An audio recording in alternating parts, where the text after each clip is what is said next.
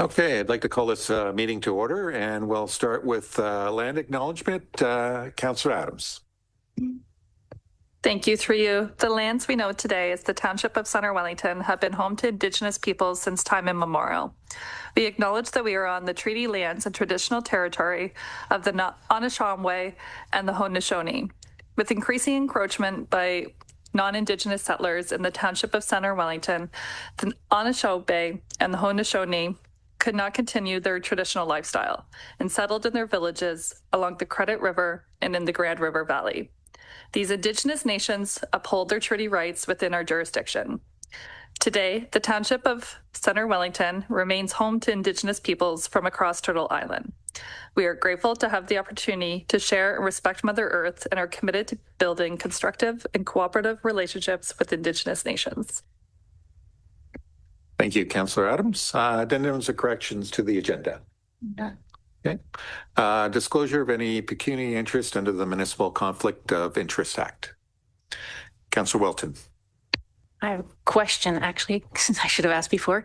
I have a conflict in closed, but can I just bring that up then? Yeah. No, we just declared. So must have declared now. Okay. Just elaborate on the details. Yes. Okay. I have a conflict with an item in the closed session agenda. Okay. Any other councillors as it relates to conflict of interest? Okay, thank you. So we're going to be moving into closed session that the Council of Township of Centre Wellington convene in closed session in accordance with Section 2392C and E of the Municipal Act of 2001 as amended to consider a proposed or pending acquisition of the disposition of lands by the municipality and or litigation or potential litigation, including matters before administrative tribunals affecting the municipality. Do I have a mover for that? Councillor Craddock, seconder on that. Councillor McDonald, any further comments or questions? Seeing none, all those in favor? Okay, so we're going to move into closed session and we should be back reconvening around 6 o'clock up in the chambers here.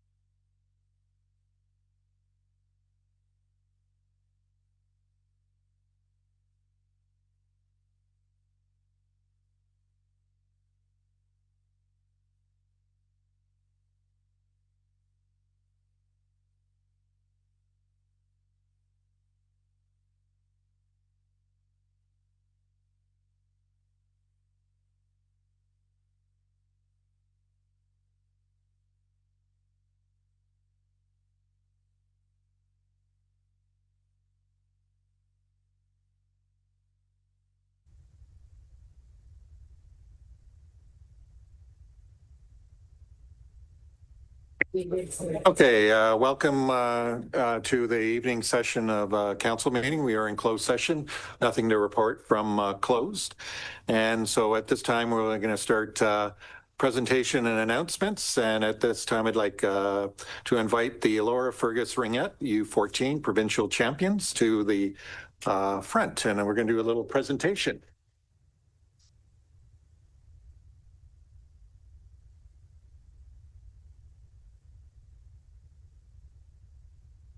Want to get right here, or where we can? Where you need. You want to come over here, and I can show this lovely.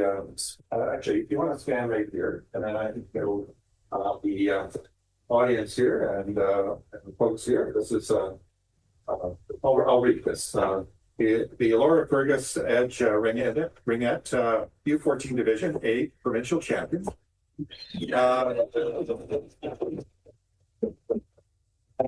Mayor's Council, it's our sincere pleasure to extend congratulations on your exceptional achievement. Your synergy, determination, and teamwork have resulted in an impressive accomplishment. Well, thank you very much. That is very exciting. And along with this, because it's always exciting to have these, we pass on a little bit of money. So there you go. And we have that for you. Is there anything you'd like to say? I think she has a little speech. Yeah. Okay. Okay. Just go to the podium. Yeah, let's go here. Yeah.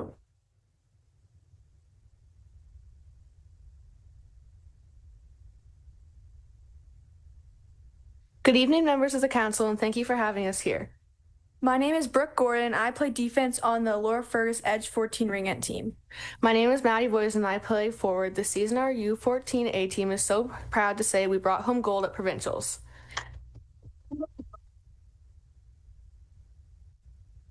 Playing ringette has taught me more than how to play the sport.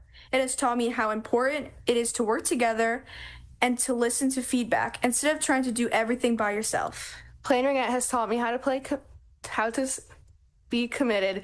We started off with some hard games this season, but we showed up and kept going. One of the best parts has been the friendships. Being on a team means you're not alone. You push towards your goals together, you learn together, you figure things out together, and you celebrate together. I think those lessons are important in life in general. Ringette has helped me feel more confident and reminded me that I can push through challenges if I don't give up. We are extremely grateful for our coaches, our teammates, and our awesome community for supporting us.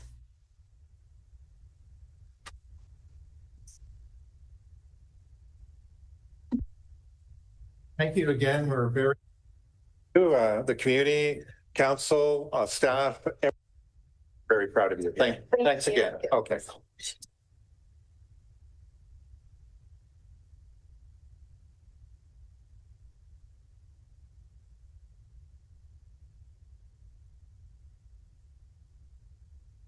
We'll move down to item 8.2, introduction of a local artist. That's our series. And I see Barb, and she's going to make her way to the lectern and provide us some background and introduce us to our local artists.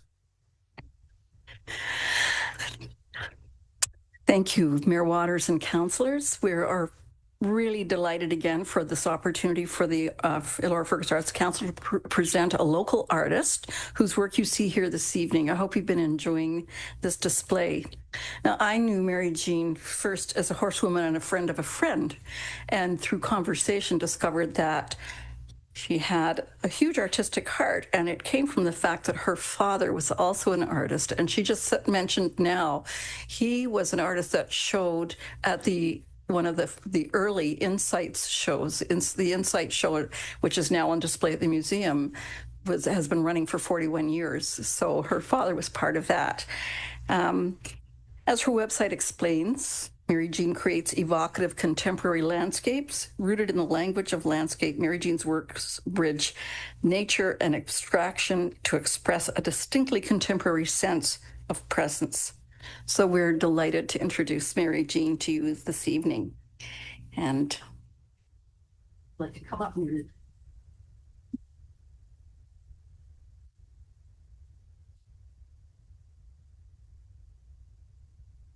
Welcome, Mary Jean. Thank you.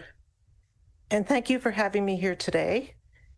It means a great deal to have my work in the Centre Wellington Council Chambers as part of the Elora Fergus Arts Council Art in Public Places program.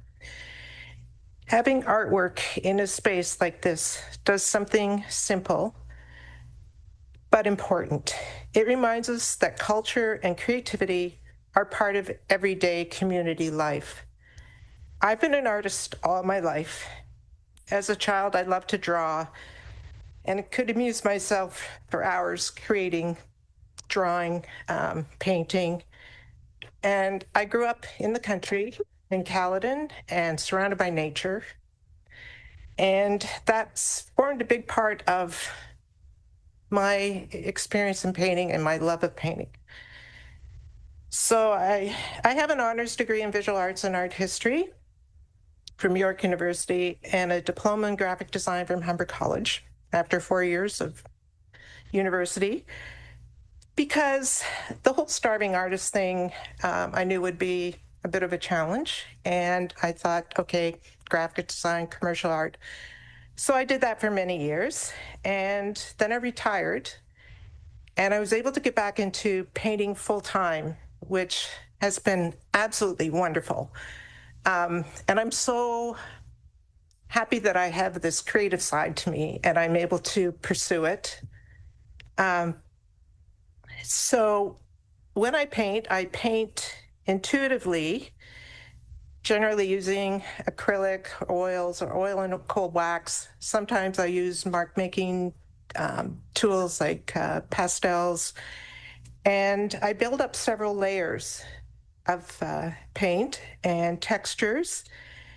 And the idea is to echo the feeling of terrain, weather, and movement, and just to capture the mood of an imagined place where color and light are central for me. I think a lot about how a painting can carry a sense of atmosphere, like the way the light changes over a field at dusk or the wet sheen on a riverbank after rain. I get a lot of inspiration actually just walking on the Elora Cataract Trail and the Trestle Bridge Trail and just being out in nature. So I'm really enjoying the trail system that we have here, which is, yeah, just wonderful. And I just want to thank you again to the Elora Fergus Arts Council and to Centre Wellington for this opportunity. It's an honor to have my work in this space. Are there any questions?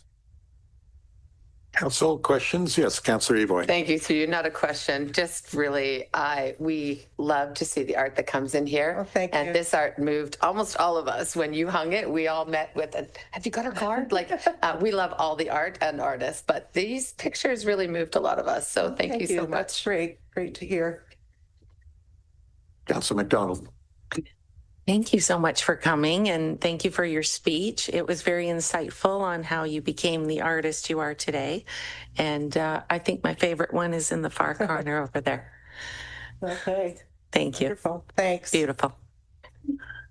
Any further comments or questions from council? Thank you, Mary Jean. We really appreciate your time and all your efforts, and look forward to spending a little more time with your pieces while they remain in the chambers here. Thank you.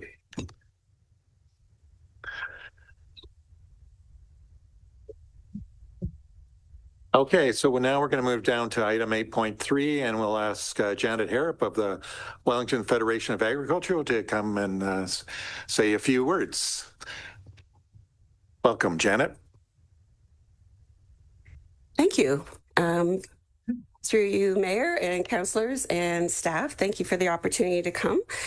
We, as a federation, try to come to all of the local tier municipalities. We try once a year, but we're not always successful, just to kind of bring an update as to what we're working on and what is happening in agriculture. That is a little small, but hopefully everybody can read it.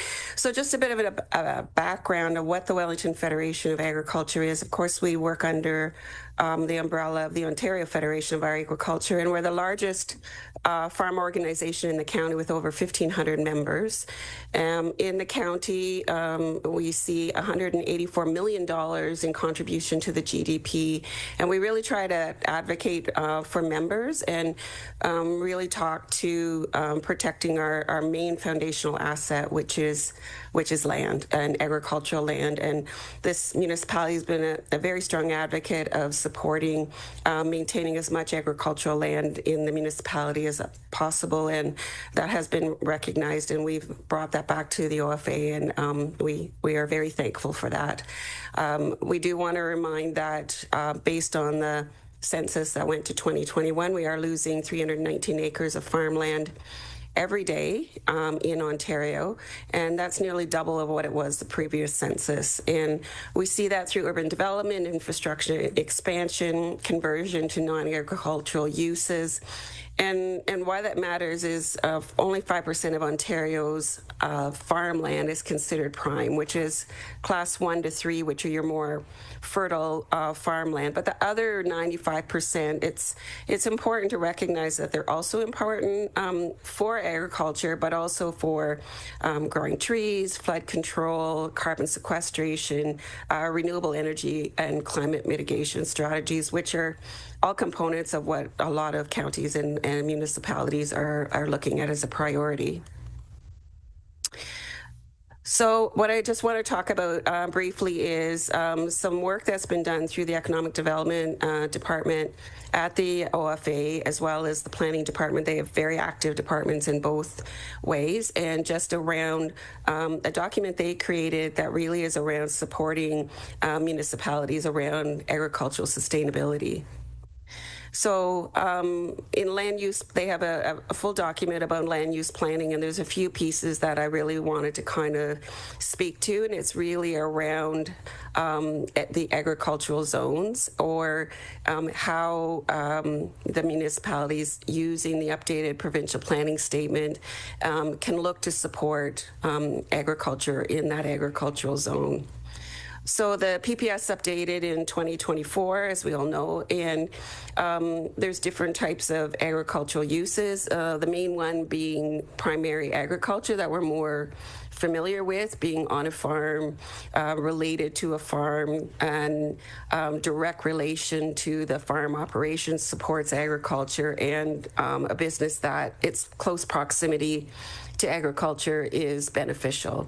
One that we've seen a lot of growth in this municipality and was addressed more clearly in the provincial planning statement update was around on-farm diversified use. So again, located on a farm, and it has to be secondary to the principal agricultural use. So it still has to be an active farm. It has to be less than 2% of the space.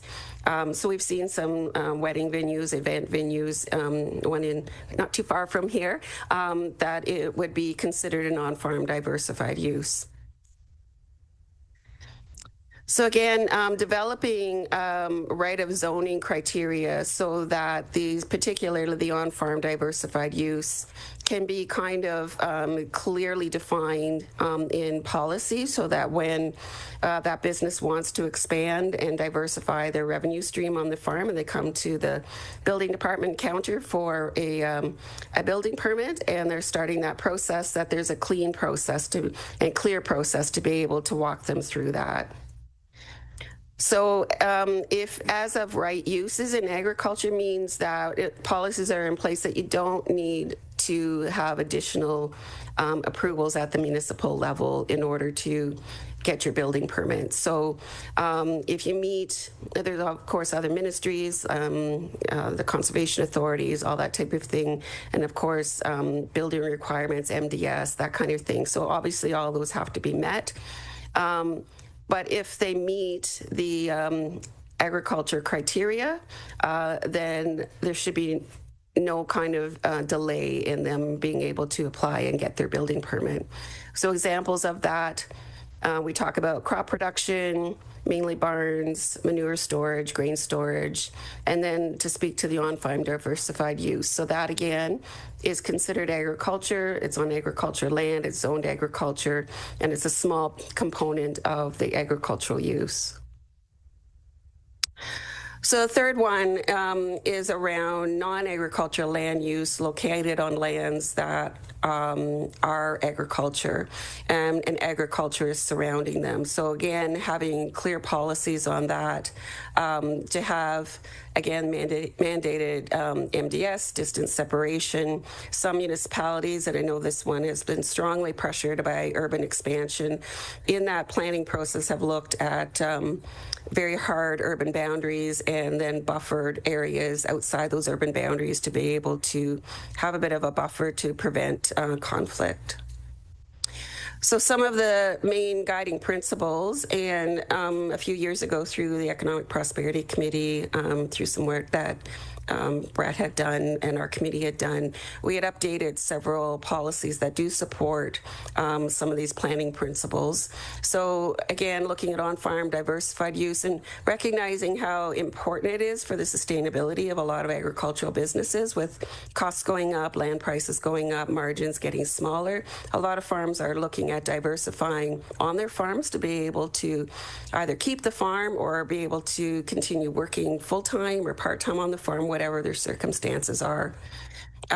Recognizing local agriculture is really important to the local economy. I mean, we have a very thriving local markets here, and we have also larger businesses that may not be seen at the local food market or the local farmers market, but do provide a lot of products that go into further processing that end up in our local grocery stores. So, and looking at protecting that farmland again, because it is the water and the land is our foundational asset. Without it, we can't farm. So as everything, agriculture is evolving. So we have seen that through the province in particular, a bit of a moving target, but we're seeing an evolving definition of agriculture, and that's good. I mean, the OFA was in Ottawa last week and was in Toronto recently, again, talking about diesel and some of the fertilizer costs and different things like that. And so agriculture is always evolving. And so looking at what that means constantly is important. And keeping that connection, we do have more and more disconnect between urban residents and agriculture. There used to be maybe 1 or 2 generation connection. Now a lot of that is going by the wayside. We're less than 2% of the population actively farm. So keeping that connection is good, and which is partially why I'm here. And then having that flexibility as the using as of right zoning, just to be able to permit more uses on farm. Clarity is good, again, having bylaws in place so that when people want to expand, there's always gray zones, but trying to have as much clarity as possible is important. And compatibility between different land uses, fairness in the property tax system. OFA is actually working on a document that they're creating. It's an interactive document with MPAC that shows the costs of different land uses are paying in terms of taxes. And so it's a really interesting, and they base it on the services that those different tax classes use. And agriculture, because there's no people attached to it, don't use a lot of services. And recognizing the difference in geography. I think that one's important for this area because Centre Wellington is a hub of prime agricultural land with close proximity, and driving to Toronto, Kitchener, you can get just about anywhere from here. And so it's a highly desirable geographic that people want to live, but we still need to grow our food. So we have to coexist. So a couple strategies around preserving farmland. Our own Senator Rob Black did create that healthy soil strategy, and now he's brought forward an act to develop this strategy for soil protection, conservation, and enhancement. And it's a very long document, and of course the Senate bill is also very long, but just a couple. The one highlight that has always kind of struck me from when he brought that document out is that the Agricultural Organization of the United Nations has said 33% of the Earth's soil are already degraded, and over 90% could become degraded by 2050. 2050 is not that far away, and there's a lot of pressures on that. Climate is a big one of them, but land use and land protection is another big part of it. So the Ontario Farmland Trust, which I think a lot of you are familiar with, that created environmental easements so that it will always remain in agriculture. And the Ontario Green Party was here around their bill to create a food belt. And then the municipal on-farm additional dwelling units, which helps to intensify housing, and it also helps with farm succession, whether it's a generation that's exiting or a generation that's coming into the business, farm workers, and it's a huge strategy for preserving farmland is also housing. So the WFA did and there was a link to this, I think it's 22 or 23 pages, this agricultural planning guide, and we did a lot of work with OFA and a consultant that we took. The consultant actually took all the 7 municipalities and compared permitted uses across all 7. It later got updated when the new planning statement came out, and in it is recommendations around definitions, minimum lot sizes, recommended zone provisions in your bylaws, and recommended zoning bylaw language specifically for agriculture. So it's really around your building bylaws. These are things that would be important for agriculture to be included. And in this municipality, a couple of things that that we see as the most impacted would be around, there's some provisions in there around roundabout design. We do have some roundabouts in the municipality that have hard curbs going into them, which makes it really difficult for farm equipment and large trucks to get through. It should have soft curbs on both sides so that you're not knocking tires off their rims as they're trying to navigate through the roundabout. And the other one is site alteration and excessive soil bylaw, which we're seeing in this municipality and other municipalities around us that farms are being treated more like commercial subdivisions. And so in our document are some guidelines around what's considered a normal farming practice, what should be permitted within the farm itself, so not bringing material in from the outside, what that should look like. And things like definitions of, you might think a dog is a dog is a dog, but in the urban area that's not the case. So the companion dogs have to be on leash all the time. We've had members that have had bylaw come in and fine them because they have their hunting dog or their animal protection dog not on a leash, and it's a totally different use. So again, it's a resource. So when updating bylaws and definitions, because I think the official plan at the county is finally approved. We started this when that process was happening, and worked with the county to align these definitions so that when the definitions in their document were approved and the municipalities were looking at updating their bylaws, that there could be some, hopefully, consistency across the county. So again, other resources, I'm not going to go into all those. And then the main 9 principles, which I've spoken to pretty much throughout the presentation. So again, I'm not going to go through each of them. So this is, there was one more slide. My contact information was there. I'll just leave it on this page, which is fine. Oh, there we go. All right. Thank you. If I pushed out my time, Devlin, that you're cutting me off. Okay. Thank you. Okay, thank you, Janet. We're going to have some questions and comments from our council. I'll start with Councillor Evoy. Thank you, through you, Janet and the WFA. Thank you so much. There's a couple of really fascinating takeaways. Although we've heard a lot about our soil, I was not aware of the global degradation and that number can creep near 90% in the next 25 years, which, if we're not afraid, we should be. And the dog point, it's obvious. I'm sorry I didn't think of that. Is there a specific ask, or are you just hoping to continually keep us abreast and enlighten us to strive to see us looking at farmland before we make decisions? Or was there something specific you're hoping for?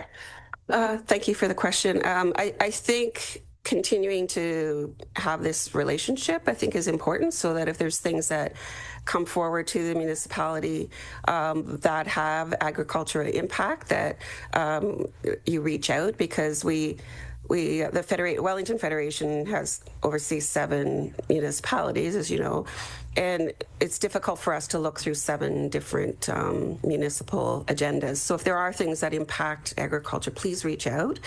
And then I think the second part would be our reference document, and I realize that's not a council's job, that's operational and staff's job, but as a resource to be able to update, and this council and staff have always been agricultural friendly, but again, to be able to update a lot of those definitions and have them so that often you don't need a definition until there's an issue and you don't have it clearly defined. This is to kind of try to help to provide definitions, so when the issue comes forward, that there's some clear guidelines. Like one would be backyard chicken flocks. So we have a statement in there around that from the agricultural lens. So it's just really a reference support document. Councillor McDonald. Thank you for coming. That was an excellent report. Something that you brought to light, and I've been dealing with 2 farms on site alteration. We do have a bylaw, but it's more, it looks more at housing instead of agriculture. And these are 2 farms that want to expand their business, and it's operations, so I can't really get too involved, but I'm feeling like our bylaw needs to be updated, or we need to have an agriculture bylaw just for farms. And so what are you seeing in other municipalities around that? Right. Yeah. And thank you for the question. It's a very valid question, because we did add more recently a component in this reference document with some support through staff at OFA around site alteration and fill bylaw, because particularly in the southern part of the county, there was significant fill that was contaminated that was brought into a site, and then when it was determined that it was contaminated, there was liability back to the municipality. So it is a huge issue. So you obviously want to make sure that everything is in place as you're building your bylaw. And so really, from an agricultural lens, really looking at what are considered normal farming practices. And when there's a complaint mechanism, you can go to the Normal Farm Practices Protection Board, but they are really there if there's conflict between, neighbors, or there's been a complaint made. By defining what is already considered normal farming practices, then if that's included in the bylaw and they're complying to that, then it should just be a check mark, right? So if it's large, then obviously there'd be some site supervision and that type of thing, but there are some good renditions out there that our OFA staff have provided to us that we put in this document that helps to support what would be considered normal farming practices. That is excellent. Thank you. Councillor Wilton. Thank you, Mayor Waters. Thank you, Janet, for the presentation. Just curious to get your thoughts on something. So through my work in the agriculture sector, I noticed a lot of upper tier municipalities have a agriculture advisory committee, and Wellington County does not.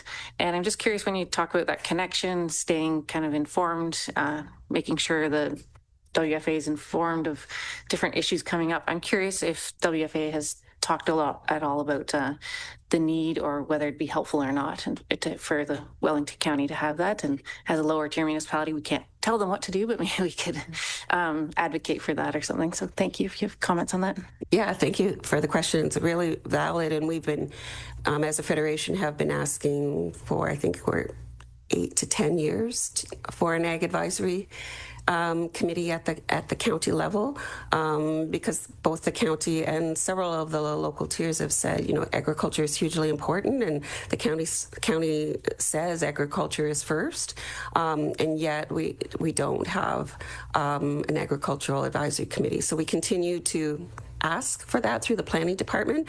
The difficulty is at the planning level at the county, it's really only around severances. And then at the municipal level, then it's around the rezoning and zoning amendments. And, through the subcommittee that we had, even through Act Prosperity, it was interesting to have some back and forth, but it was really where that committee is hugely valuable is with the planning staff as planning requests are coming in or urban boundary expansion requests are coming in and I know there's a confidentiality issue, but is to which can be managed, but it's to really address those planning issues from the very beginning. So it is important to have it at the county level, but I don't know that the county has the pulse of everything that happens at the municipal level, and we need to have some way of being able to have the pulse of both, and that the two tiers talk more to each other and advocate for agriculture more. So thank you. Any other further comments from council? I'd like to say a few words, Sir Janet. First of all, thank you for coming out. To me, you're the face of this group in our community, and I appreciate all the time and efforts. I know a lot of it is done on your own time, and I really appreciate that. Thanks for acknowledging that this council has been supportive of the agricultural community through how we've approached development in terms of intensification, growing up, and trying to protect the agri piece. And this is just sort of a reminder to not only ourselves, but to the community as a whole, that we're surrounded by prime ag. And you mentioned earlier that only represents about 5% of the land mass. So we have some of the best prime ag land in all of North America here. And that's something that we need to be continually cognizant of and look at in terms as we move forward with all the obviously planning, that we have to have that in great consideration that way. I know that conversations with the ministry folks, we always remind them, I know myself, remind the minister, whether it be Vic Fideli or whatever, that the agricultural piece in our community is as important as an EV plant, or even more so, because I can eat food, but I can't eat an EV. So this is all really important for our community. And it's also as you mentioned earlier, in terms of the economic impact, it's definitely the biggest economic it has the biggest economic impact in our community than anything. So it's really important that we can continue to work hard. And I know this council has done a really good job of that, and hoping that future councils will continue to keep that top of mind. But again, thank you for your presentation. It's very valuable information, and continue to thank you for all the work that you do. Okay, thank you very much.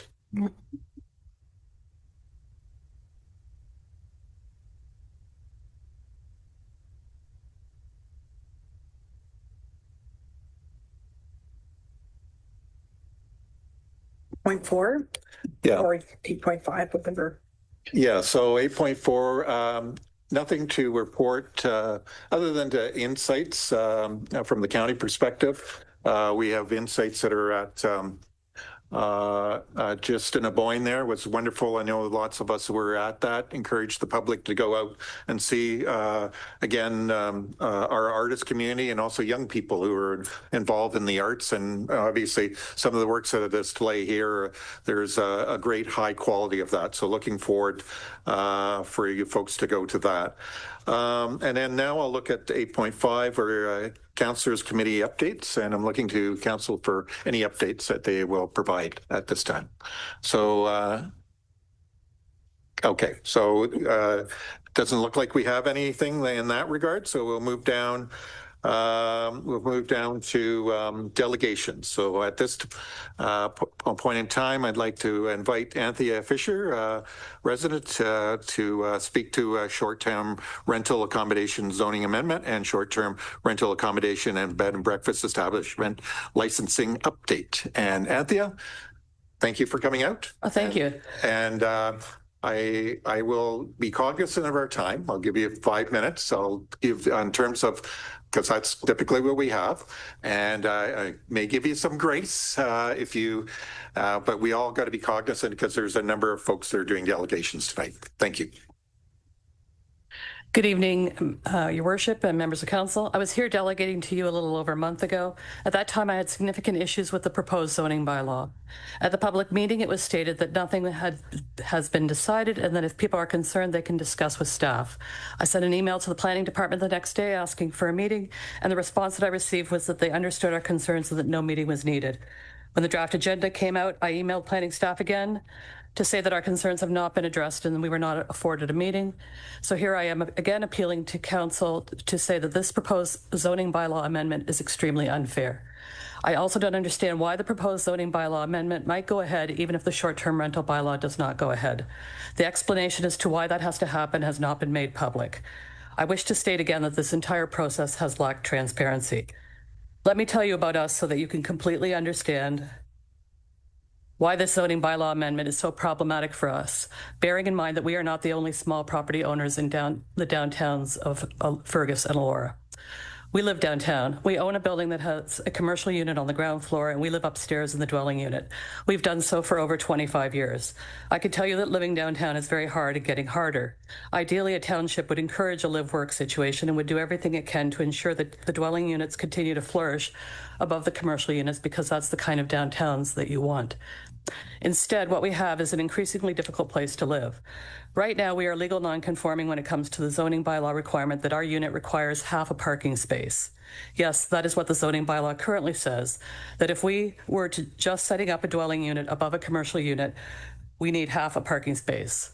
It also says that the half a parking space has to be owned by us and located within 300 meters in the C1 zone. Unless we buy a house with parking somewhere in the C1 zone, then this is impossible, and making that purchase is impossible. Currently, we are legal non-conforming with respect to parking. Up until this proposed change to the zoning bylaw, we can live here, we can rent it out, and we can operate a short-term rental, and we don't need to buy half a parking spot. With this new proposed change to the zoning bylaw, it sounds like we might have to buy half a parking space if we want to operate it as a short-term rental. This means that as owners, if we decide to rent out our unit because it's getting too hard to live there, we can't rent it out for less than 28 days, or we need to buy half a parking space within 300 meters in the C1 zone.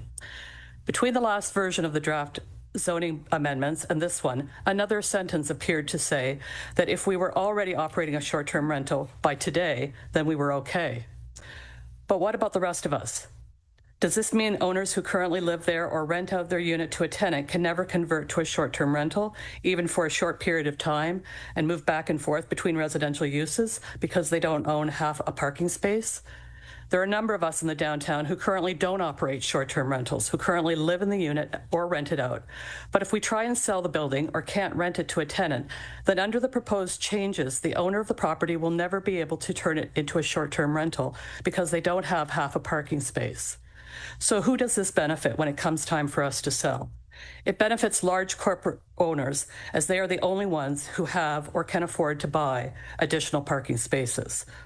All of the units that are currently owned by small independent owners who have lived for years or owned the buildings for years and need the money for our retirement won't be able to sell to anyone except large corporate owners.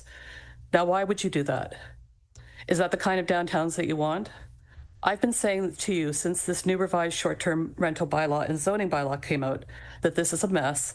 It has a lot of unintended consequences and should all be deferred, including the zoning bylaw amendments, unless there is an intended consequence and someone is benefiting, but it's not your small community members. In summary, I'm asking for 4 possible alternatives. 1, defer the revisions to the zoning bylaw and the short-term rental bylaw. If you only defer the short-term rental, the proposed zoning bylaw amendments will on their own have a significant negative impact whether or not the short-term rental goes ahead. Or 2, decide that the changes to the proposed zoning bylaw amendments between the last public meeting today are of sufficient significance to warrant another public meeting. You went from banning STRs in the C1 district to now allowing existing STRs, but no new ones in the C1 unless they have parking. That is a policy decision that, again, is equally important and distinct enough from the last version to warrant a public meeting. 3, if no deferral or no new public meeting, then make a motion that the existing and future short-term rentals in the downtowns continue to be legal non-conforming with respect to parking. And 4, If there is no deferral or no new public meeting or a motion about future STRs and parking, then move a motion to change the requirement for parking so that it can be satisfied by providing proof of parking arrangements, not owned parking within 300 meters in the C1. Thank you. Thank you, Anthea. Okay, so now we'll go to Will Feenstra. Oh, sorry, we're not, no questions. No, sorry. Thank you. Yep. Yes. Will, welcome. Thank you, Mayor and councillors. My name is Will Feenstra. I'm here with my wife, Laura Feenstra, and together we own Interjoy Getaways in Inverha. We were here 2018 and went through a whole process to go through a minor variance so that we could start a bed and breakfast, and it's incorporated and went through the licensing, the engineering, the inspections, and everything's up to code. There's a couple of things that I'm really concerned with. One of them is all the extra costs. So I've been told many times that, we're probably far ahead than others because we went through all the process of the permits, but we're still going to have all the costs that are going to be involved in getting inspections done and getting different companies to come in to inspect all of this. And that there's already enough of a financial strain on the middle class people coming in for bed and breakfasts, and it's going to cut in on our business. From what I'm understanding so far is that a lot of this has come through because there's a couple of bad apples that council or staff is aware of in terms of bed and breakfasts. And so I do wonder about some of the bylaws that are already in place with noise complaints. There's bylaws in place, so I'm not sure why that can't be dealt with on a level that we already have.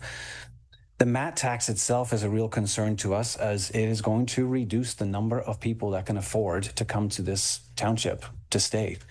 And I think it is going to cut into the businesses once again. The license itself also seems very controlling. It's almost like we are being policed like an adult babysitter to businesses. We've been running for over 7 years, and we have had zero complaints. We have our own code of conduct, so to speak, to which they have to abide by. We don't want late night parties. We don't want noise. I have gone down a couple of times where a group of seniors were singing karaoke, chasing all the animals off the property, and we had to shut things down because that's not who we are. That's not what we want. And so Interjoy Getaways, we are located not in town, we are outside. We have 7.5 acres. We live there as a family. We have 6 in our own house. We added on for my in-laws and my wife's aunt to be there. We added a house on for our daughter and son-in-law to be there. And so we are a family wanting to raise a family and needing income, and that's why we have the bed and breakfast. And so we have zero desire to have big parties and to have noise. In fact, we've already turned down quite a few weddings because we're not interested in that. People wanting to party past certain hours, and we simply said that's not what we want on this property. And so in some ways, we feel like we're being penalized for being good stewards of both the property, the community, and a business because of a few bad apples. Every year, so we're not in town, we're out, we have 7.5 acres, and every year we have a few of our bed and breakfast guests that come in that are requiring or asking us if they can have their 50th anniversary. They're asking us if they can have a birthday party and invite some people just for the day, leave again. We've had 75th birthday party, 80th birthday party, family reunion, graduation parties, engagement party. We've had people propose and now want their weddings there. And again, in the last 7 years, we've not had any complaints whatsoever. What's interesting, though, when I look at the zoning bylaw, section 319 on page 38, and then 424 on page 71, it outlines that the occasional use meaning, which allows us to be able to host up to 28 events per year. This new licensing goes completely against the zoning bylaw, because in Schedule B, Point 4N, it states that a licensee of a bed and breakfast establishment shall not host a party, a wedding, a reception, event, gathering, or any other similar parties on this property. So it's written in such a way that we would be in violation if our daughter has a graduation party, or we, who are having our 25th anniversary next month, can't have an anniversary party. So it is restricting on our own family to be able to do things. What's interesting then is if we didn't have the bed and breakfast license, We could have weddings. We could have graduations. We could have birthday parties. We've got 4 more kids that would like to get married on the property. But if we get the license, we're all of a sudden can't do any of that stuff. So there's some discrepancy between what's already in our bylaws and what is now given to us. And so many people have told us that we are a unique situation, which sounds great, but does that mean that we are going to have a unique license then for what we have? We're not in the downtown. We're not in a busy neighborhood. We do not get people to take up parking along the streets. We have our own spots for parking. We're family trying to look after family, wanting to enjoy our own property and yet share it with others who have come to love it there. We've invested thousands of dollars to make this property a place where people can enjoy themselves. And we rely on the bed and breakfast guests and the occasional events to be able to pay for our expenses so that we can continue to live there and look after the seniors that we love. So I'm asking that you see how restricting this is on families trying to raise a family and still bring in income.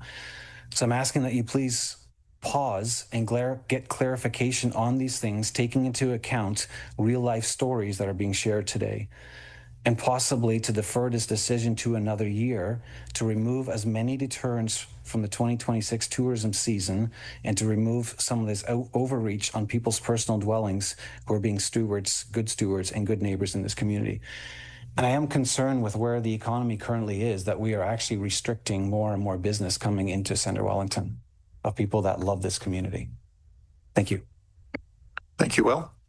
At this time, I'd like to invite Erica Montero up to speak to this.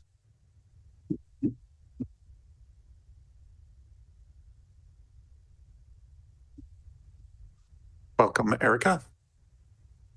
Good evening, Mayor, members of Council. Thank you. As usual, I want to begin by agreeing wholeheartedly with Anthea's comments that she made earlier. I know I only have 5 minutes, so I'm going to touch on a totally different angle. Centre Wellington is a community that it is because of the people who live here, not just those who visit. The apartments above downtown businesses are a key part of what keeps this a functioning community rather than a resort. When local workers, young families, and long-term renters can afford to live downtown, the town has a heartbeat. When they can't, you get a ghost town, a beautiful space, but that will only serve visitors and not the people who sustain it. This bylaw makes meaningful progress. I do support STR licensing. I believe that the grandfathering provisions are fair to existing operators and the 1 license per property rule is reasonable going forward. And the 6-room hotel definition reinstatement improves consistency and fairness across uses. But there is a gap that I would like to ask Council to close. This gap allows hotels an unfair and unequitable 2-tier system over licensed STRs. Under the current C1 zoning, hotel is already a permitted use. This bylaw does not change that. What that means is that in practice, any building in the downtown core with residential dwelling units above commercial can, without rezoning or a public planning process, be converted to hotel use as long as it meets the 6-room threshold. In effect, existing long-term rental housing can be removed from the housing supply and repurposed into visitor accommodation by right by corporate owners alone.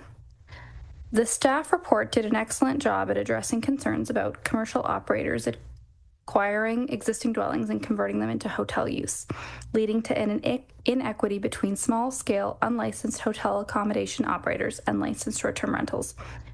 But it also notes that hotels are governed under provincial legislation, specifically the Accommodation Sector Registration of Guests Act. It's important to be clear about what that act actually does. The ASRGA was enacted under Ontario's Combating Human Trafficking Act and requires accommodation operators to maintain guest registries for law enforcement access in trafficking investigations. It already applies equally to both hotels and short-term rentals. It's a law enforcement tool. It's not a land use planning tool. It doesn't regulate zoning. It doesn't protect housing supply. And it doesn't require any municipal oversight or public processes before a large corporation converts a residential unit into hotel use. So when we rely on provincial legislation as justification for not addressing hotel regulation locally, the question becomes, governed for what purpose? This act is a guest registry for law enforcing purposes and nothing more. It does nothing for the equity between unlicensed hotels and licensed STRs. In tourism-oriented downtowns, municipalities across Ontario have recognized the need to actively protect residential units above commercial spaces from conversion into visitor accommodations. The issue is not hotel development itself, but the quiet erosion of permanent housing in mixed-use buildings that support the local workers and residents of our community. The official plan is clear. It encourages residential uses above commercial spaces as a downtown economic viability strategy. It supports intensification that increases rental housing supply. It frames small-town character retention as the strategic objective behind all of this. Allowing existing dwelling units above commercial uses to be converted into hotels without review does not advance those goals. It undermines them. This council has consistently identified housing as a priority and done a great job, and this is a direct test of that commitment in a very practical sense. So I'm asking for one simple provision to the C1 zone regulations.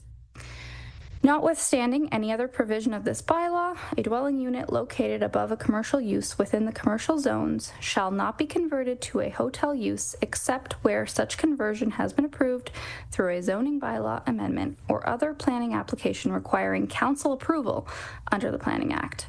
This does not restrict hotel development on vacant lands or prevent new construction. It simply ensures that when existing residential units above commercial uses are proposed to be converted into hotel use, that change triggers a public planning process and council review, as is standard for changes of use that affect the housing supply. Without this provision, there's no planning mechanism to distinguish between new hotel development and the conversion of existing housing stock in the downtown core.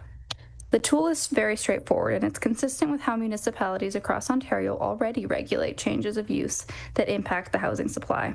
It ensures transparency, public process, and council oversight where permanent housing is being removed.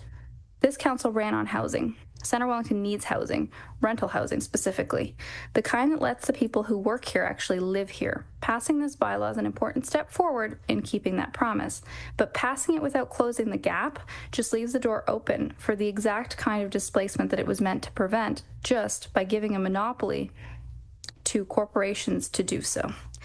The tools are on the table now to remain aligned with the official plan, and I'm asking council to follow through on its promise to protect housing. Thank you. Thank you, Erica. Okay, now I'll invite Glenn Rumble to come up and speak to this matter. Welcome, Glenn. Thank you. I was here at the last meeting in March as well. And after that meeting, and I was new to this whole process, after that meeting, I reached out to my counselor and to council to understand the process and to have a chat to figure out what was going on. I received the following email, and I just want to read this because part of my concern about today is the way this process is unfolding. I was told, following the meeting, the draft short-term rental bylaws where the licensing structure is addressed is under staff review and has not yet been updated or brought forward. Recommendations related to licensing are still being developed, and staff are not yet in a position to confirm the structure or requirements of the licensing framework.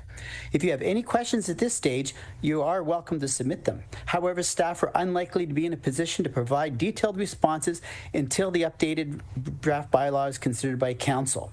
An updated draft is anticipated in May. So I went away and I thought, okay, I've got a month or two to figure things out and understand things. And then Thursday, I get an email saying, oh, it's on today's council.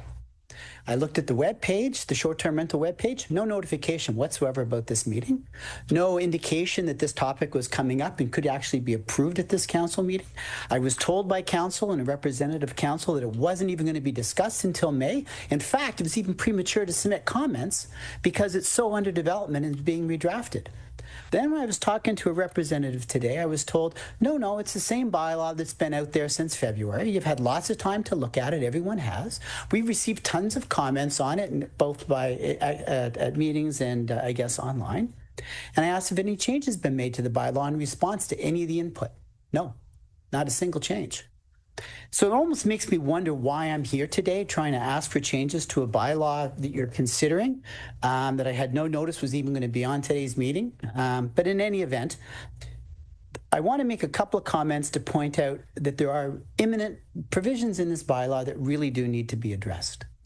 What will the fees be? Anyone have any idea? No one has any idea what the fees will be. The licenses are capped at 265 licenses for the entire town, even as this town is growing rapidly. Thousands of people are being added every year, but for some reason there's a finite number of licenses being allocated, almost like we're a nuisance or a burden to the community. We're obligated to have a renter's code of conduct, which must include a summary of all of the bylaws that tenants have to abide by.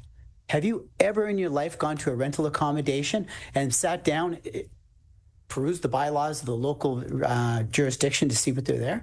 What am I supposed to include in my renter's code of conduct? How am I supposed to summarize these bylaws? No indication, no instruction there. You invest in a rental building and you think, okay, I'm going to get a license. Hopefully there'll be a renewal process. The word renewal only comes into play 3 times in the entire bylaw. Twice it's in the recitals.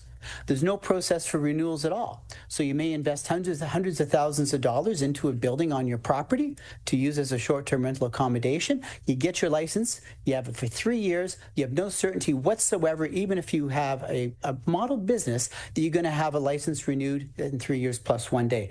The bylaw is totally silent on that. I submitted these comments in writing, by the way, prior to the last meeting, but of course, I've been told there are no changes being made to any of these provisions, notwithstanding comments. Occupancy is limited to 2 persons per bedroom. Say a couple comes and they have a baby. Am I allowed to let a couple with a baby have 3 people in my room, or am I now subject to violating the bylaw, which will then possibly get me demerit points, which will then possibly get my license pulled because I let a couple have a baby in the room? A bedroom is defined to be a room used or equipped or intended for sleeping. Does that include a living room with a roll-out couch? Can I advertise 4 people if I do that, or does it have to be a designated room? I don't know. The clarity isn't there. License fees are non-refundable, even if you don't get your license. That's one of my favorites. So we don't know what the fee will be, but let's assume it's not going to be really, really small.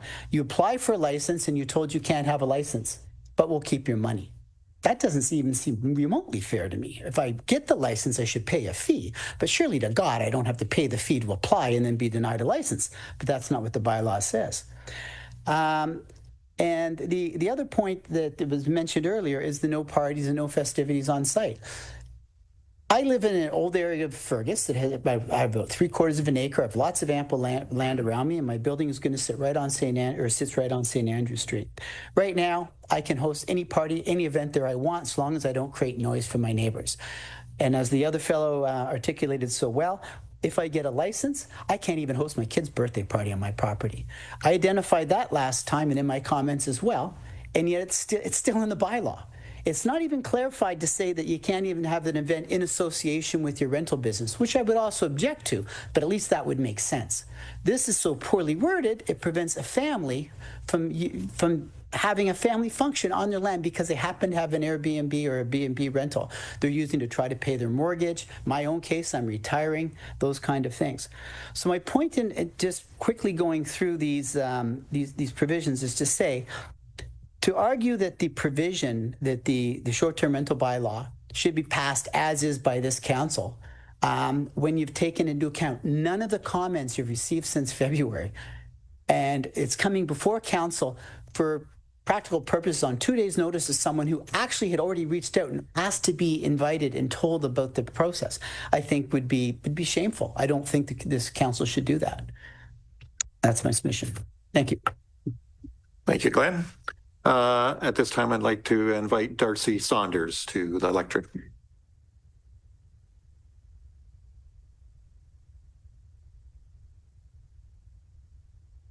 Welcome, Darcy. Hello, Mayor and Council.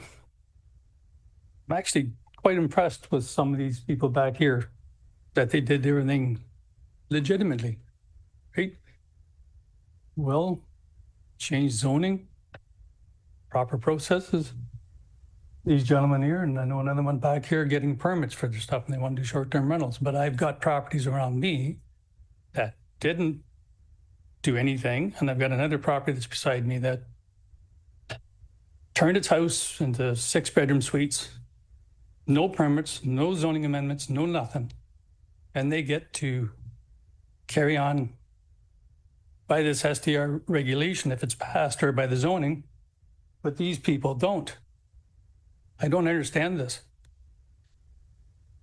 So I want to speak to you to the proposed zoning amendment and its interaction with the short rental framework. My concern is not with the STR regulations, but with this amendment approaches existing uses. The bylaw introduces a provision that deems all existing short-term rentals as compliant as April 27, 2026. That creates a situation where compliance is no longer determined by the current zoning bylaw. We have a bylaw right now that controls existing properties, and it's not being used. This raises a fundamental issue of fairness, as these people back here speak of. Zoning is intended to apply consistently across properties in the same zone. However, this approach allows two identical properties to be treated differently, one permitted to continue a more intensive use and the other not, based solely on timing. That has real implications for property value, land use, equity, and long-term planning. I would also point out that this amendment does not distinguish between uses that were lawfully established and those that were never confirmed to comply with the current zoning bylaw. In my own case, a formal complaint was filed in July 2025. The township records indicate non-compliance, and no formal determination was ever made that was used complied with the bylaws written. Despite that, the use was allowed to continue. This leads to an important concern. Should a use be granted deemed compliant status if it was never established as compliant in the first place, which seems to be taking the case here if this zoning amendment is passed today? I would ask Councillor to consider whether it is appropriate to deem all existing uses compliant without first confirming that those uses complied with the current zoning bylaw. We were talking about residential homes here, particularly in cases where a formal complaint has already identified non-compliance. Otherwise, this approach risks granting the same status of uses that were never demonstrated to comply, effectively removing the distinction between lawful and unlawful establishment. This is not just theoretical. A property currently operating with 6 independent suites without owner occupancy may now be deemed compliant and allowed to continue, even though that form of use would not otherwise meet the current zoning definitions. That raises an important question. What is the practical distinction between that and a hotel use, which is not permitted in the C4 zone? If the intent of the bylaw is to regulate short-term rentals and ensure fairness, then the framework must be clear, enforceable, and consistently applied, specifically within recent years. My question to Council is, what is the planning rationale for selecting the specific date, and how does this approach ensure equitable treatment between properties in the same zone? And further, should protection not be limited to the use that were lawfully established rather than applied broadly regardless of compliance? Finally, I would ask Council to consider whether a later implementation date could be established, allowing staff time to conduct site visits and confirm compliance with the existing zoning bylaw 2009-045, particularly in the cases where there are clear and documented concerns. This would help ensure that any uses being deemed compliant have at minimum been reviewed and brought into alignment with the bylaw, rather than simply accepted as is basis on timing alone. Without this step, the amendment risks embedding inconsistency into the bylaw rather than resolving it. Thank you. Thank you, Darcy. Okay. Let's now move down to consent items. Consent agenda items are considered routine in nature and are voted on collectively. However, any member of council may request one or more items be removed from consent agenda items for separate action. I'll read the recommendation that the Council of Township of Centre Wellington approve consent agenda items 10.1 through to 10.6. Okay. Any comments, questions as it relate to consent agenda items? Yes. Councillor Wilton. Thank you, Mayor Waters. I just had a quick comment regarding the Healthy Community Advisory Committee minutes from April 8th. I think the working group or the committee members were actually looking for a little bit of clarity from staff. So there's a comment near the end of the minutes that there was a discussion about it, but I think there was actually an action item that the committee members wanted a little bit of clarity about when the working groups would meet, how often, and how those meetings would get triggered. So that could just be added. Thank you. Okay. Any other comments, questions as it relates to this area of consent agenda items? Okay. Okay. Speaking none, I read the recommendation. So do I have a mover for that? Councillor Adams, seconder on that. Councillor Evoy, all those in favor? That is so moved. Okay. So now we'll go down to consideration of reports and operating results December 31st, 2025 report from Mark. So it can be Mark? Yes, Mark, I see them. Brady, Manager of Finance and Deputy Treasurer to speak to this. Welcome, Mark. Thank you, Mayor Waters, members of council. Yes, so I will I'll briefly go over the operating results for 2025. So the 2025 tax report operating budget deficit is $51,433. That represents a 0.12% variance from the total tax supported operating budget for 2025. The deficit's mainly due to unfavorable variances for winter control and related public works fleet expenditures resulting from poor winter conditions, lower than anticipated investment income, lower than anticipated planning revenue, and those three items are unfavorable items are offset by a positive variance for parks and recreation revenues, and it was exceeded in most areas. Elimination of the carbon tax reduced natural gas expenditures and result in an unexpected rebate. Supplementary taxation revenue net of write-offs. Unfilled positions in various divisions, and interest and penalties on property tax accounts and arrears. Staff proposed funding the deficit from the tax rate stabilization reserve. That reserve currently has $1 million in it and was accumulated from part of the tax supported operating surpluses over the past couple of years, specifically for this purpose.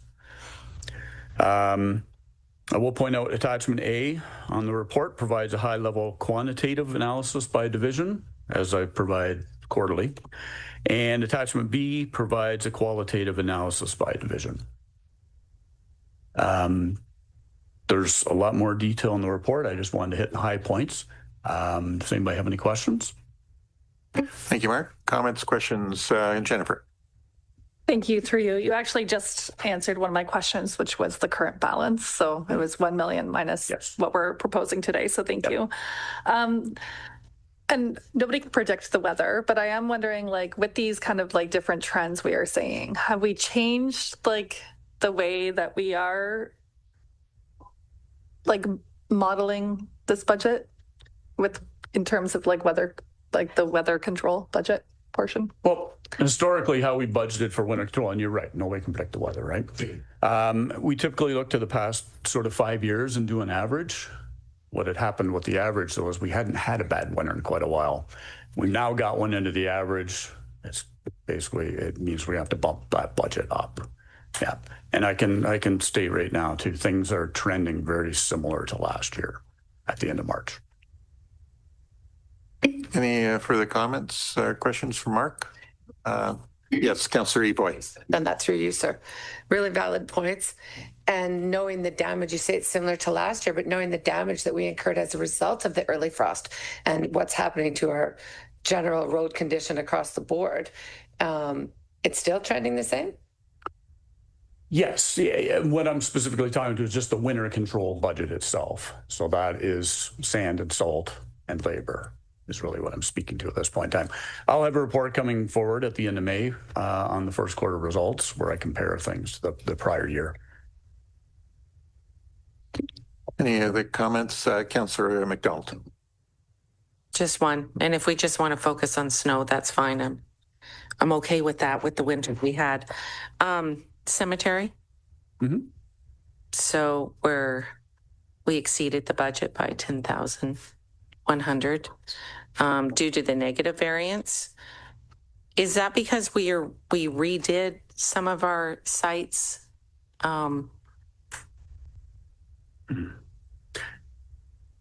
Yeah, actually. Did I worry about it?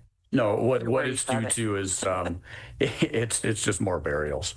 So what we do with the cemetery budget is if there's a surplus, it ends up going into cemetery reserve that's used for future capital projects related to the cemetery, or if there is a deficit within the cemetery division, we'll actually move money from that reserve to cover it off. So it's a self-funding kind of reserve or division. For some reason.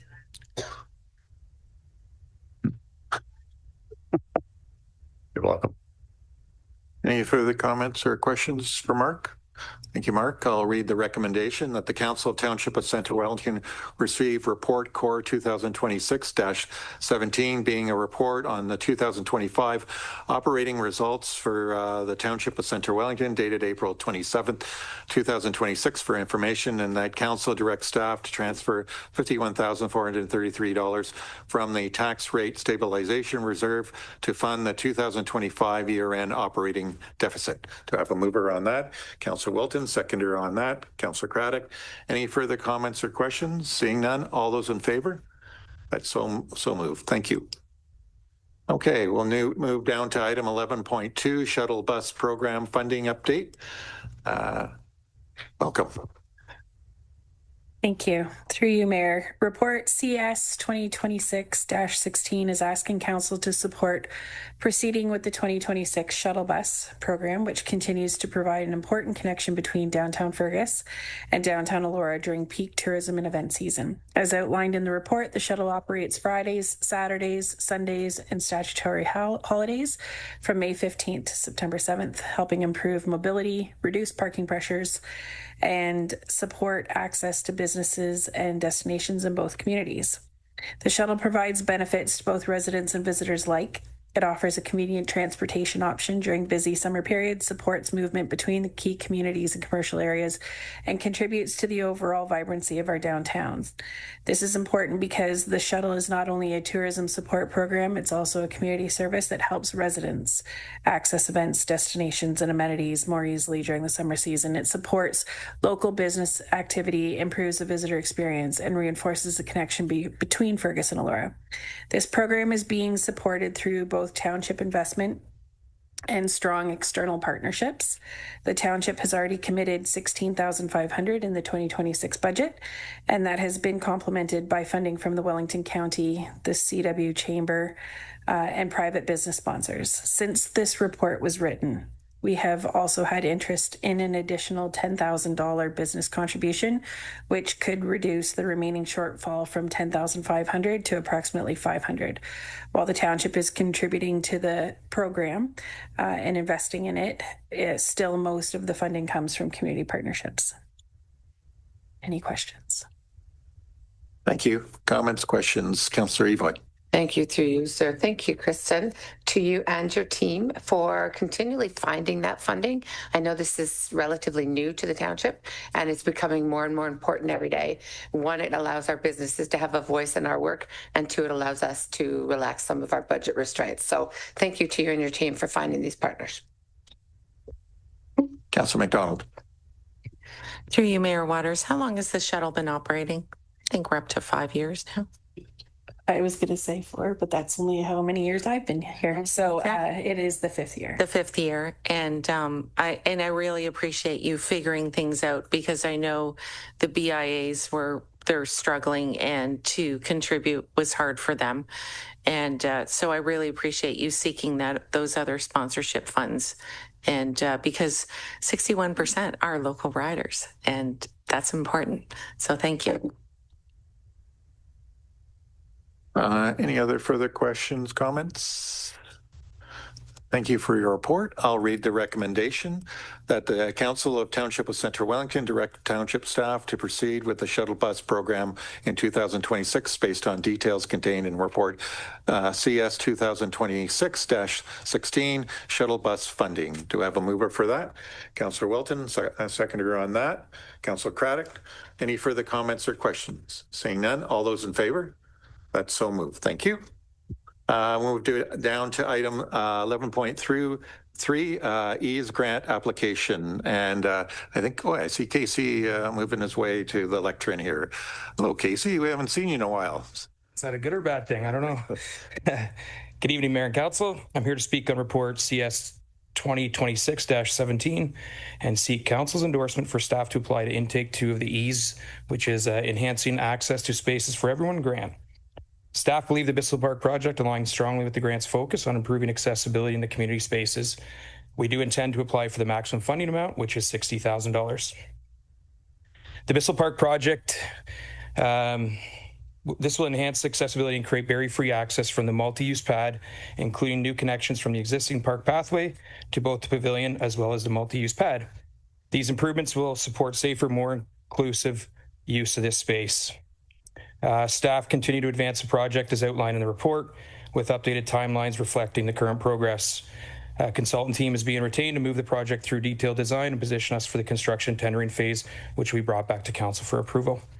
Staff remain focused on maintaining the momentum while ensuring alignment with budget considerations and leveraging funding opportunities such as the EASE grant. Securing funding like this would be directly support the accessibility components of the project and enhance the overall delivery of a revitalized, inclusive recreational space for both residents and visitors. Happy to answer any questions. Thank you, Casey. Comments, questions from Council? I see a big thumbs up over there. You gonna say no?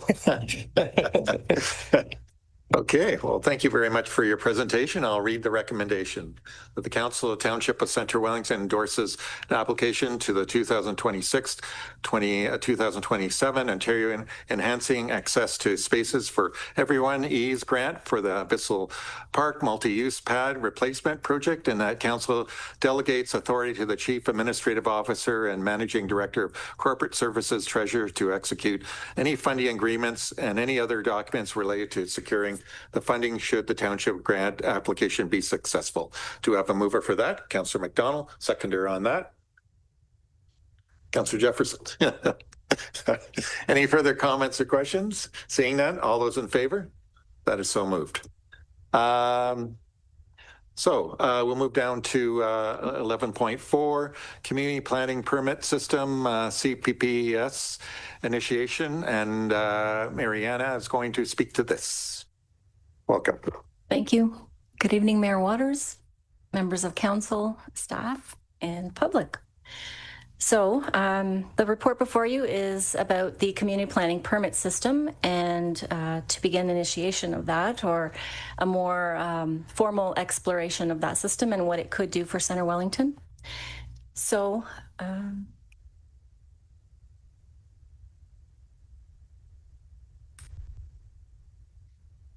there we go. So I'll just take you through a few things, what a CPPS is, CPPS for short, Community Planning Permit System, why we're deciding to move ahead now, the key differences between the planning system and what our current framework is in Ontario, and the key benefits that have been reported by those who have been using it and by the Ministry of Municipal Affairs and Housing. Lessons learned from other municipalities, and these are ongoing. We're seeing and hearing more daily. And what the process kind of looks like, and then the staff recommendation.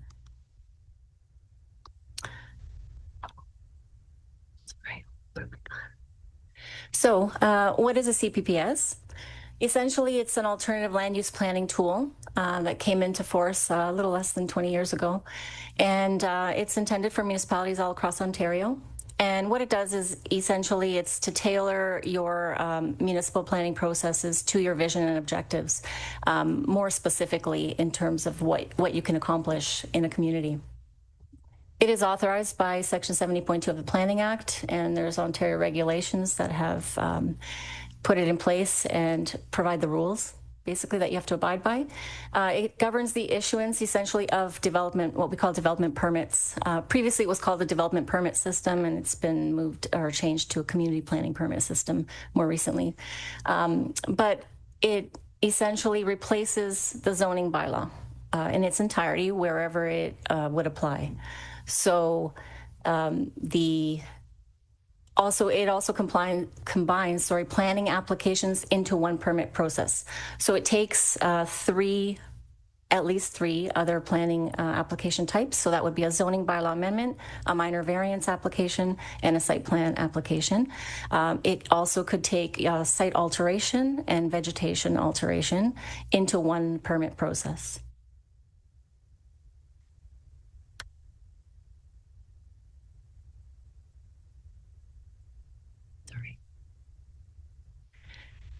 So why are we looking at this now? Well, actually, we have been looking at it for a while, for a few years now, since the last council, and the last Healthy Growth Committee looked at this tool as well.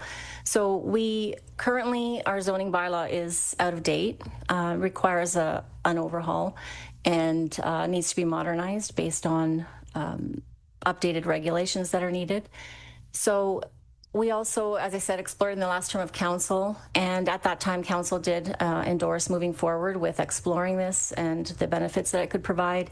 And budget money was earmarked in the capital budget for this project of $140,000. So that is sitting in the project forecast. And the reason that we haven't moved forward to date is just because other priorities have come up since then. There's been a lot of changes to provincial legislation that we've been trying to keep up with. There's been the county municipal comprehensive review, urban boundary expansion. So there wasn't really an opportune time to bring this forward until now. But also, with all the provincial changes that are ongoing, we are losing more authority as municipalities and councils to basically determine what development might look like. We're losing site plan approval authority for anything that is 10 units or less, so we can't put those through site plan approval. And other changes really are limiting us from what we can do. So this tool is growing in popularity as more municipalities are using it now and learning from each other. The reason it's growing, I guess, in popularity as well is because a lot of the changes that have been made to the Planning Act and the way that we process applications, a lot of those changes have affected what we can do, and the community planning permit system regulations don't actually have the same limitations. They allow a lot more flexibility and more authority over the vision that you develop in a community and the regulations that you put in place for that. So it's not as restrictive as some of the other tools in terms of what constitutes a complete application, whether you can ask for pre-consultation, and those types of matters. So as noted, there were lessons learned from other municipalities, so we don't have to reinvent the wheel. There's a lot of information out there now, and I'll go through which municipalities are using it and how many. It is considered anecdotally and in many staff reports now across the region, those who are doing the reviews, it is considered positive and effective tool by these municipalities that have used it. And those that have put it in place in certain areas are now broadening it to their entire municipalities. So we have not heard a lot of negative things about it other than the implementation time that it takes and the tweaking that's needed sort of up front once it's in place. We also now have greater staff capacity. We've hired a new policy planner and housing planner so that we have more capacity to bring this forward now. In addition, the county, through their official plan amendment 121, made some amendments to development processes, and they have enabled us to use this in their official plan for municipalities across Wellington to use this tool. It does provide the ability to prioritize local objectives that council may have. Housing, protection of natural features, heritage, rural areas. So there's a lot of opportunity to put in place objectives. And it is recommended by our housing needs assessment that was recently done as a tool in order to increase the supply of housing more quickly. By the, as I mentioned, the MMAH, a local realty group, regional group, also issued a recent report on tools for improving housing supply, and this was one of the tools mentioned.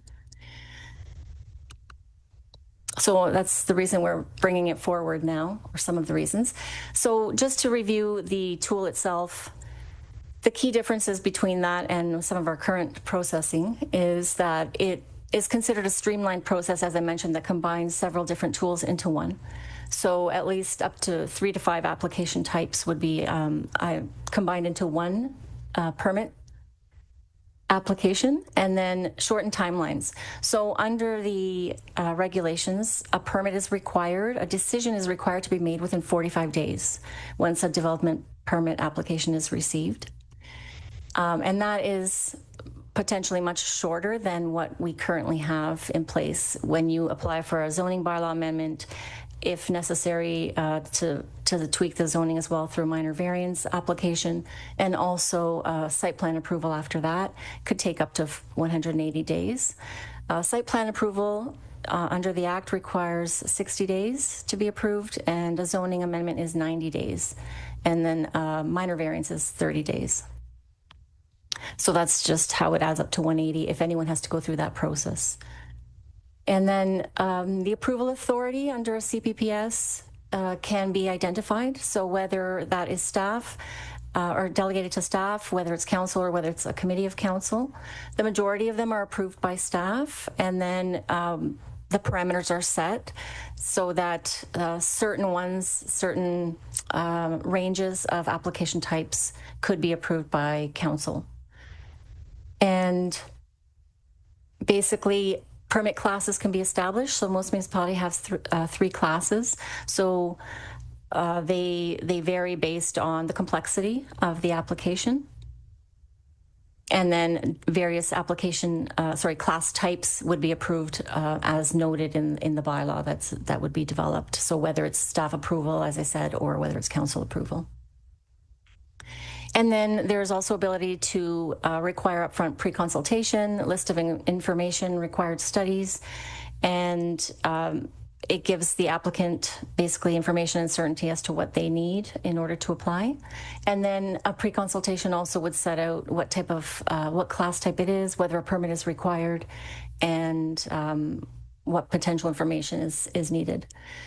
And then there are no formal public notice requirements, but most municipalities do establish them, depending sometimes on the permit class, so that that would be set up clearly up front. And then appeal rights are slightly different. So when the CPPS is established up front, anybody who made submission or was involved in the process can appeal it. But once it's in place, there is no ability to appeal. There's no third-party appeal, although an applicant can appeal, similar to some of the application types now. An applicant can appeal a refusal or conditions, essentially.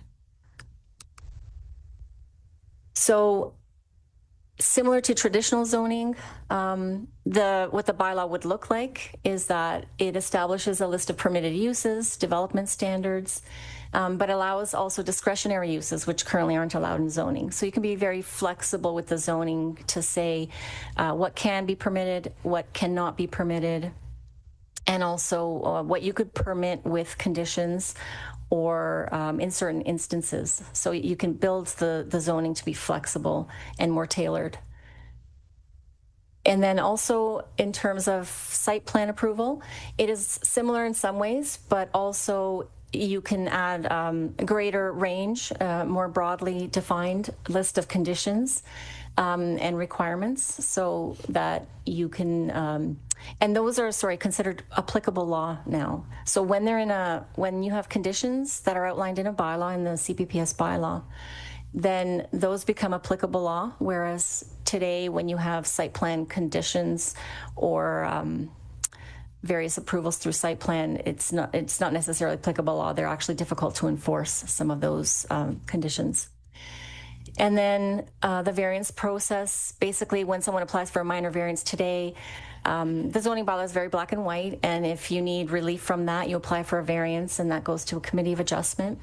In this case, there would be no more variances. That would be, they would be different. So you could have a class type where you have the permitted uses set out and the regulations like setbacks and height, and then you build the variances into the system.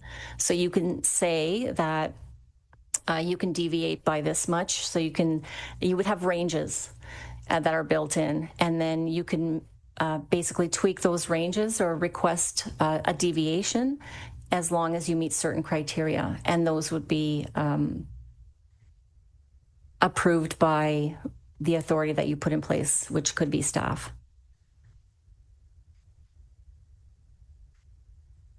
So it is quite an extensive, nuanced system. There's a lot of rules and regulations to it, but the intent of it, once it's established up front, the intent of it is that in the long run, it's a much more streamlined, more efficient system that's shorter, easier to administer. It gives greater certainty.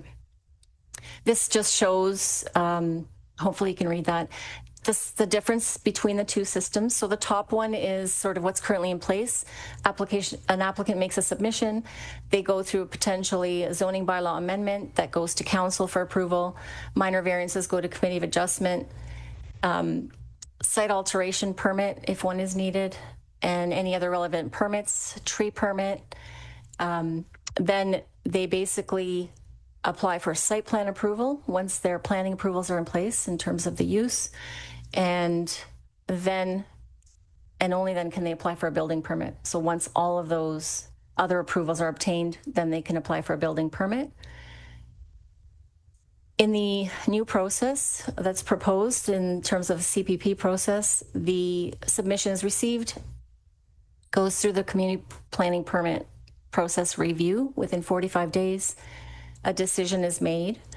Any other relevant permits that are not incorporated would still need to be obtained, but you could incorporate things like tree removal permit, heritage permit, and anything else that might be needed, site alteration. It could all be combined into the one permit, and then they would just have to apply for a building permit. So the reported benefits, increase the efficiency within the existing resources, faster approvals, potentially to speed up development and to get to housing faster, more certainty for applicants and the public in terms of the process, and the criteria and the development standards are basically clear so that when you apply, it's quite easy to understand if they meet the criteria or not and whether a permit can be provided. And then there's more flexibility, as I mentioned. You build in guidelines, criteria, development criteria. You can also build in our urban design guidelines, for example, can be built right into the system so that they are an evaluation tool. And then they're not just guidelines, but they're actually part of your permit system where you're evaluating the application. There is an ability to impose conditions and that are not currently available with standard planning tools. Some of those could include tree compensation. There's ability to add vegetation requirements, servicing capacity, housing, heritage preservation. There was some discussion earlier by Janet Harrop about rural uses, like the types of uses that are permitted in the agricultural area. Those could actually all be built in. Those guidelines that are in the provincial documents could be built into the rural zoning system and used as an evaluation tool before obtaining a permit. And then other conditions can be included that are sort of like community benefits. So you could build into the system what the old bonusing provisions were, where if somebody requests an extra story or extra density, extra height, then you could build in the required facilities, services, and matters, it's called, in exchange for those. So that's built into the system where you can set out, it has to be measurable, it has to be appropriate, and proportional to what's being requested. But there's an ability to include that type of benefit or an exchange in terms of what the community could receive. There's an ability to ask for affordable housing as a percentage as well. That has to be clearly set out, but that there's an ability to do that. So municipalities that are using it and that have been using it for quite some time, one of the first was Lake of Bays. We have Carleton Place, Gananoque, Huntsville, Brampton, Innisfil, and Guelph. Some use it area-wide, so the entire municipality. Some have put it in place for specific areas. Like Brampton used it for heritage conservation. Guelph is using it for a growth area. Innisfil for shoreline protection. Now there's other ones that are implementing it. Ottawa, Peterborough, Niagara-on-the-Lake, Burlington, Waterloo, Oakville. And then others are exploring it. And there's a list there. Most municipalities are using it now to increase the supply of housing more quickly, and are using it for character area applications, just trying to make sure that development is aligned with the vision for certain areas. We've spoken to some staff who are using it now in Huntsville. We've also reviewed other reports, and some of the lessons learned are that there's extensive early communication and education required up front in order that everybody understands exactly what it is. And then OP policies. So what's required is an official plan amendment and then a bylaw to implement the community planning permit. So the two would go in tandem, but you could do the official plan amendment first and then followed by the bylaw, or you can do them both in tandem. But it's good to present them to the public, to council together, just so that people can see how they would function together. And that education is important, that a user-friendly system. You can start with a pilot project in one area and then see how it works and move it to a full area or the full municipality, and then can also be phased in by priority areas. The process it's pretty convoluted in terms of the regulations, but essentially you adopt an official plan amendment first, and that really outlines what you're trying to achieve by it. So all your goals and objectives and required information and conditions, and that would be included in the official plan amendment. And then you pass the community planning permit bylaw itself, and that has areas, permitted uses, discretionary uses, and then all the sort of development standards with heights and setbacks and density. Those get passed through the bylaw. And once it's in place, basically you have to start using it as a permitting system. And the official plan amendment, the official plan amendment would outline the area that it's applicable to. And that could be, as I said, an area or areas or the entire township. We don't know yet what that would be. We don't want to presuppose what this might look like for Centre Wellington. We know that it is a good tool. We do think that it would help achieve a lot of our objectives and priorities and help us establish very clear criteria by which to measure applications. But our staff is recommending that we bring this forward now into the RFP stage, a request for proposals, so that we could engage a consultant primarily to study our township, to study our policy documents, our official plan, and basically the policy background, a best practices review of what other municipalities are doing, and against the goals that I guess we're looking to accomplish. And then basically a cursory review is done of our zoning bylaw currently, our minor variances, the things that are coming forward continually, which might indicate that we require some modernizing of our zoning bylaw, and then recent studies. So we would look at our active transportation plan, our parks plan, our cultural heritage landscape study, and any of the other recent studies, our housing needs assessment, particularly in terms of what we are trying to accomplish here and what we've been looking at for the last few years in terms of our goals and priorities, and council's strategic plan as well in terms of council's goals.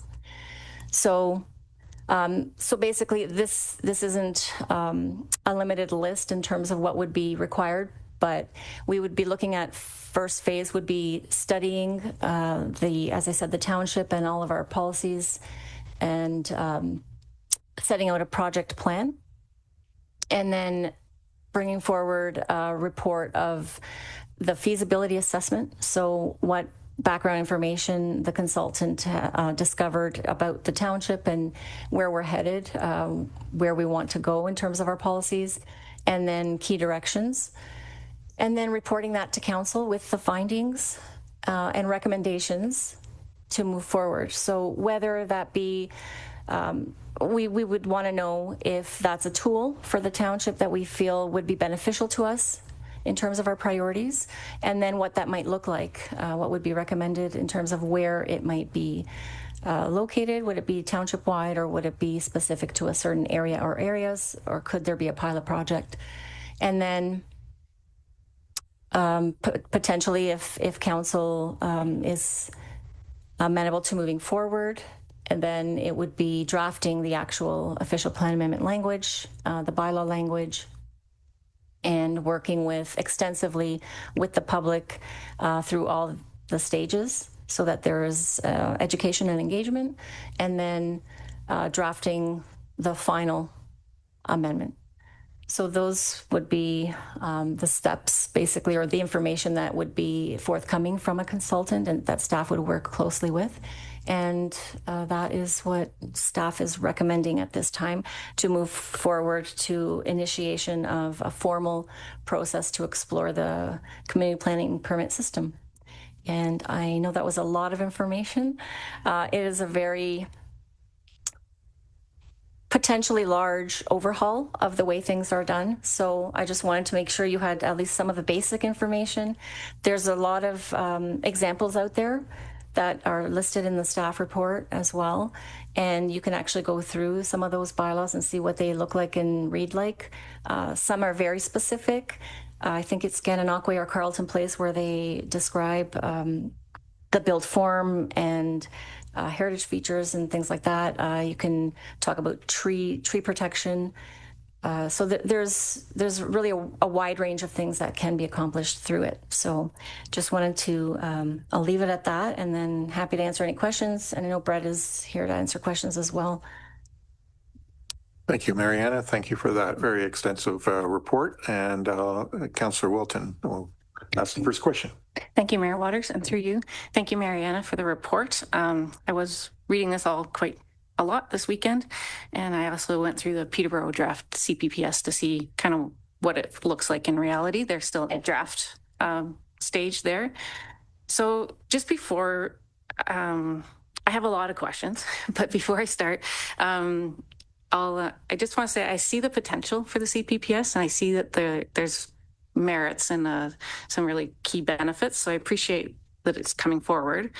I just have caution that it's a very significant project, and we're in a kind of a strange situation where we're near the end of our term. So it's a kind of looking like bridging two terms realistically, and things like being aligned with the strategic plan of council, like that will change probably to some degree, at least within the next 8 months or so, or 10 months.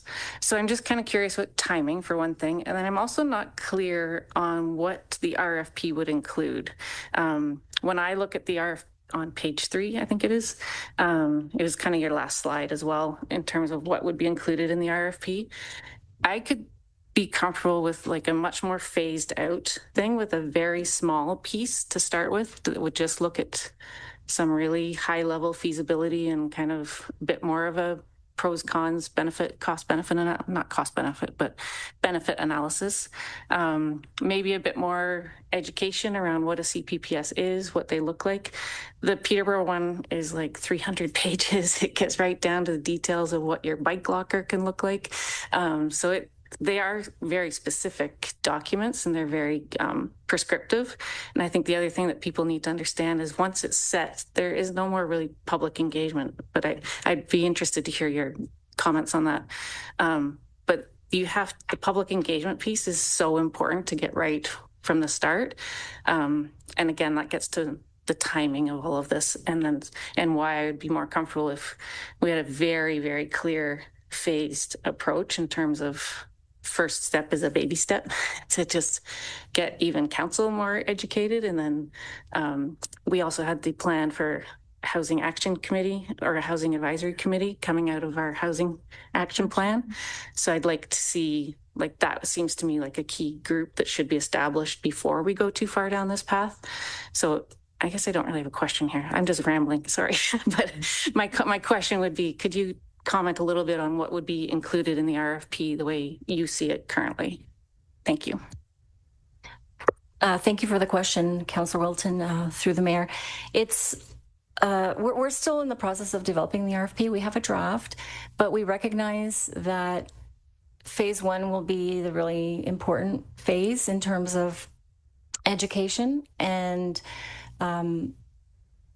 bringing this forward with plain language and easy to understand terms is important because it is quite an extensive system, as mentioned. And we do envision phasing it so that we have key touch points coming to council so that we're not proceeding forward in a way that is not desirable. So it actually meets the intent of council. But I do understand, I recognize the timing is a little bit difficult. And maybe I can ask Brett to speak a little more to the timing, but we certainly appreciate the need for maybe a more detailed first phase, where it's more of an education piece that might come back to council, and that might be with the consultant in terms of what this can do for us. But I think initially the consultant would need to work with us to understand where we're at, that we're, a quickly growing, rapidly growing municipality. So it's all based on context as well. It does need to be context specific, and we don't want to predetermine what that outcome might be. But maybe I'll ask Brett to comment a little further on timing. Yeah, in terms of timing, I think like part of it, as Mariana mentioned, we've added some staff resources to work specifically towards housing, and our housing needs assessment recommended CPPS. It is predominantly municipalities are using it to streamline bringing housing on stream, and we know that we also need to update our official plan, but when we were setting out our work plan, that's what we were talking, are we OP or CPPS? And unfortunately, with a lot of the provincial changes that are taking place, where they're consulting on the contents of your official plan, so we're a little hesitant to go too far down the road of just doing a general official plan update when we think the province is going to regulate fundamentally what the character of an official plan will even be. And that the county still, I believe, have elements of their overall OP review that aren't finished yet. They've just adopted the rural growth amendment that's got to go to the minister for approval, and I think natural heritage may be something that's pending at the county, which affects us because it goes right through the urban areas and all the municipalities. That's where we get our natural heritage system from. So we were looking at, from the timing of our staff capacity, other things that are going on, now for us is an opportune time to proceed with the CPPS. And we took it through the previous council, and this council budgeted the funding. I think in your very first budget is where we included the budget. So it is a long-term project. There's no way it's getting done in this term of council, but we want to hit the ground running and get it started at least, because for us, we've had the money set aside now for a while. So we're anxious to move it forward. And we're willing to do it sort of cautiously, that there's checkpoints along the way. Do you want to do a follow-up as it relates to these comments? Sure, I'll just quickly, I appreciate that, and I do appreciate the timing and everything. And I guess, yeah, I would want to see a very tight project time, like a description and scope for the first phase of it. And then I just am concerned, as you are, with the provincial changes to everything, that some upper tier municipalities have lost their planning authority. So I think we just need to be careful we don't abandon our OP too quickly, that we might need to be thinking of making sure we have our own OP up to date as well. But I appreciate that there are changes coming that way as well. So no, I appreciate that. And my follow-up would be the time. I think it needs to be chunked out. Thanks. Councilor McDonald. To you, Mayor Waters. It's a lot of work, and I truly believe continuance of council work should continue, especially if it's not a lame duck council. I am concerned about the agriculture piece. How will that affect agriculture land? We have done a good job with housing. I'm really proud of this council for that. So the agriculture piece, and also I received an email from a resident, and we have water concerns, and how will that affect our growth too quickly, and so those couple of things. Thank you for the comments, Councillor McDonald. On the agriculture piece, there would be a lot of public consultation. So we would hear from that community and from the Federation of Agriculture. They've done a lot of work in the planning realm, and I think we could incorporate a lot of that work. And we think it's actually a beneficial thing and a tool that would help streamline processes for them, actually, so that it's for rural properties and farmers to be able to do on-farm diversified uses, agriculture related, and those would be clearly defined, as Janet alluded to, that they would be, they've been working a lot on trying to get those definitions clarified, and we could do that through the system, as we could add that. But again, the community would come forward and we would hear what the desires are and what the current impediments are, and how we could simplify that.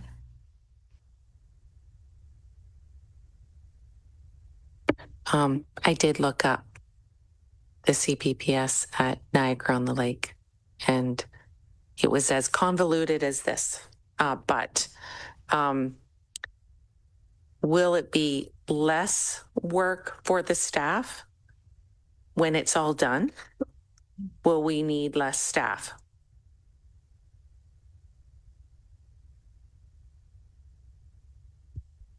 Thank you for the question, through the mayor.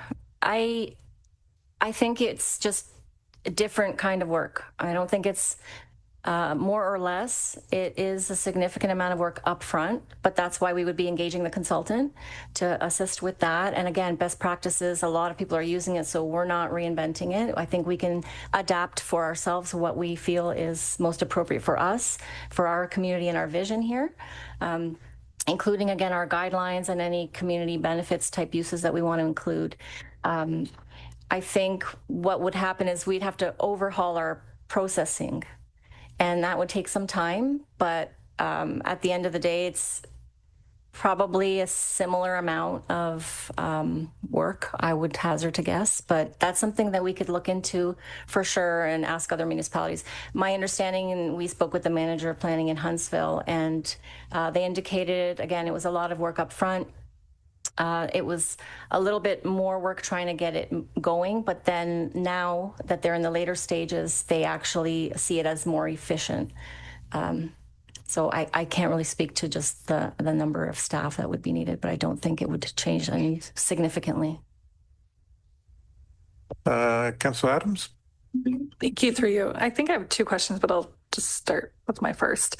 I just want to get some clarity to confirm, like, if we approve this report today, exactly what we're like going to be approving. Because I agree with like starting down the path of like looking into this as a, like, if we, the recommendation says we endorse the initiation of the RFP for the CPPS in the township of Center Wellington. So will this take us down where the consultants, like, it's almost like a feasibility study, and it will kind of gather information and come back, and then like a decision would be made at that time? Because I am just kind of concerned again with the timing of this, and in particular of like how it relates to our, again, the 2026 business plan. And there was also an item to bring forward a housing action plan. And I would think that that would be valuable information to have at a certain point, if not at the very beginning of this engagement. So again, I just want to confirm that we're not approving a CPPS as the new method for Center Wellington. We're endorsing this initiation of an RFP for feasibility, or what this RFP would actually include. Thank you for the question, Councillor Adams, through the mayor. I think where we're going is it's the initiation of the study in order to study if it's a feasibility analysis, but I think we would phase it so that it would be the touch points are at the end of each phase, and if we decide to pursue it, then we would continue on to the next phase. Not sure exactly what that would look like in terms of the RFP, but we would do work on that. I don't know if Brett has something to add in terms of how we might move this forward. Well, I think exactly as you just described, that the first phase is the feasibility, and then council will decide at that point, do we pass go, and do you go to the next stage? And so the first thing would be discussion of the area that it could apply to, all these things that we've talked about, the advantages, summarizing them all into a document. For sure, I know from the example of Saugeen Shores that Mariana brought up, like that is the process they went through, where the first phase was feasibility, and then they got the council nod to go on. You know, in our case, we did prior council and budgeted for the amount, and we would prefer ourselves, I think, to just go and get it done. But if council, you do have to make the decision about what areas are going to apply to. So there is key decision points along the way. So that makes it feasible to break it into parts. Sorry, I am going to go over here and then we'll come back here. So Councillor Evoy. Thank you, through you, sir. So if I may, I'll look to Brett, I think. So when trying to stay on track with the fact that we're looking, this will agree to move forward to the RFP. Would we be looking at different potential people to apply based on their skill set or their organization skill set? When I look at the limited information that's available right now to move forward with, and much of that skeletal information is from previous council. A lot of things have changed, and even just hiring our environmental person. So I think that, to me, it's really crucial that we are pretty clear who and what are we hiring before or offering the RFP before we go out there. And I feel, and perhaps it's just my own misunderstanding, but I feel like there's still a lot that's not entirely clear about that piece. I think the system is meant to be the way the municipality chooses to use it. And that's the part that needs more exploration. Certainly in Ontario now, enough municipalities have done it that there are a handful of consultants that now would say be the experts in this field, that would be the ones that would come forward and do this kind of project. And they're doing it in a bunch of other places, big and small now. So as far as the system, again, every place that we talk to that's adopted it, they speak very favorably of it. It may be a little less easy for the public to understand quite as much, but the public doesn't always understand zoning either. It really is. It's a different way of doing zoning. Like, that's what it all boils down to. It's a different way of doing zoning. Apologies, with the mayor's approval. Of course, I'll just add that that's our job then to make sure that the public does understand. But I want to say, with regards to timing, I also have some reservations, whilst I trust our CAO and the staff around the operation of it. Just feels like with parking and STR and election, there's so much going on.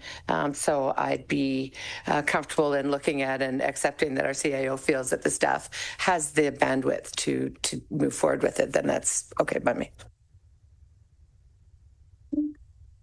Thank you. And through the mayor, yeah, this is something that staff have been planning for a while now. And to Brett's point, we would like to move forward with a multi-phased request for proposal, but would not move beyond step one until council, staff, and everybody is completely comfortable with what's being recommended. And I think that is a stage that both council and staff can learn exactly what we can benefit from a CPPS. And we need to do that first stage. But from a procurement and an efficiency perspective, it makes sense for us to RFP the whole process, but only move past step one if council says to move past step one, if that makes sense.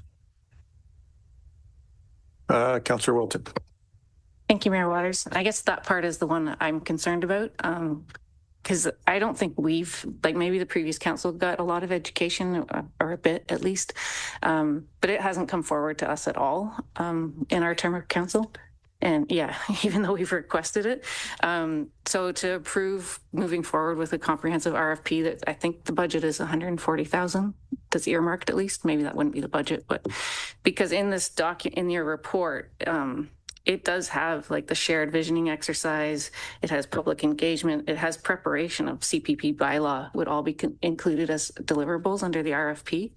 And I know I'm personally not comfortable doing that tonight. I think we would, if it could come back like the next council meeting as a scoped study, an analytical type of study to critically look at CPPS and how it would apply to a town like Centre Wellington or a municipality, that would be much more comfortable for me. But again, saying that I see the potential in the CPPS and I think it's probably a useful tool for us.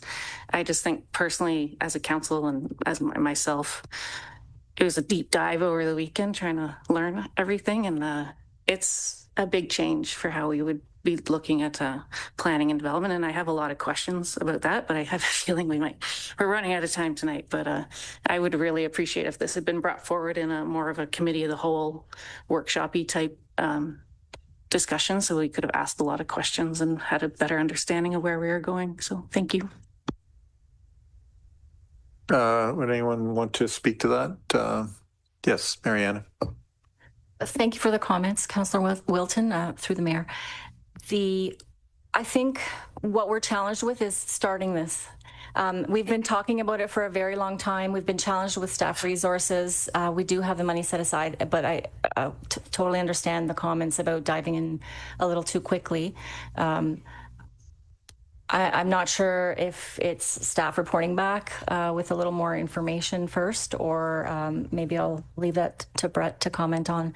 But we certainly, I think, can get caught up in not moving it forward because there's, always pieces of information out there that we don't have. But in an effort to move it forward, I think staff is just looking for some direction in terms of how best to bring this forward. But at least let's get it started, I think, is the message that we want to bring across, so that we're not waiting for another council as well.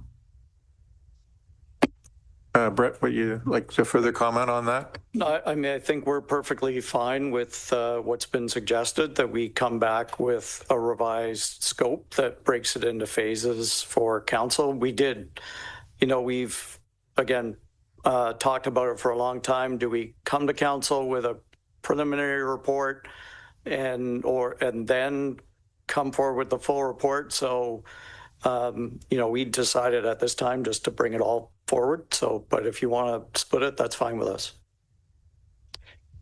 Councillor Adams? Thank you. Yes, I would agree with going forward in that direction. I think, this was a discussion very early on, even within this council, within our strategic planning workshop. And we had identified the need for just the topic and the awareness and the education of this, because it is such a big overhaul change for us around the table, as well as kind of the public. So I definitely think that would be a good approach that I could support this evening. Councillor McDonald. Through you, Mayor Waters. I have spoken about this to councillors in Guelph, and there's been real concerns over this process in the old University Guelph area, and so that's some heritage. So I'd like to look at that more. I also, so will we be taking away all public meetings to do with housing in this process? Is that my understanding?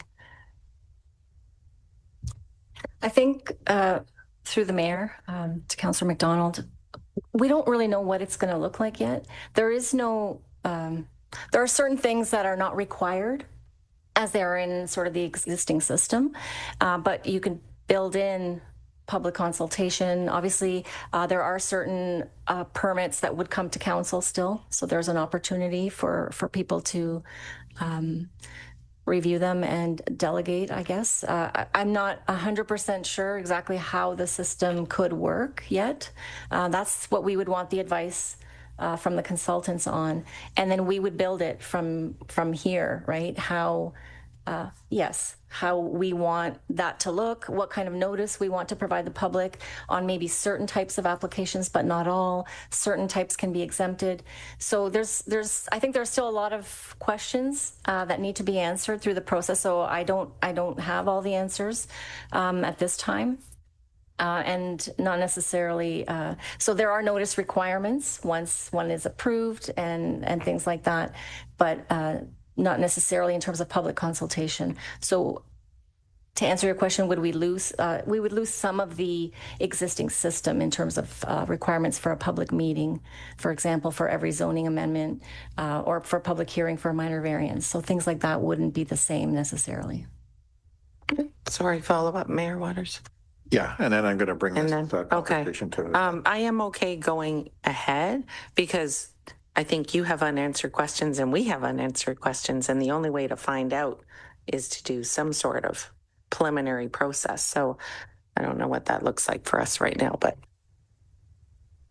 Okay, so what I'm picking up from council is there's definitely some interest in how do we proceed, and if there's a way to sort of make it a little more manageable and kind of us to step into this process.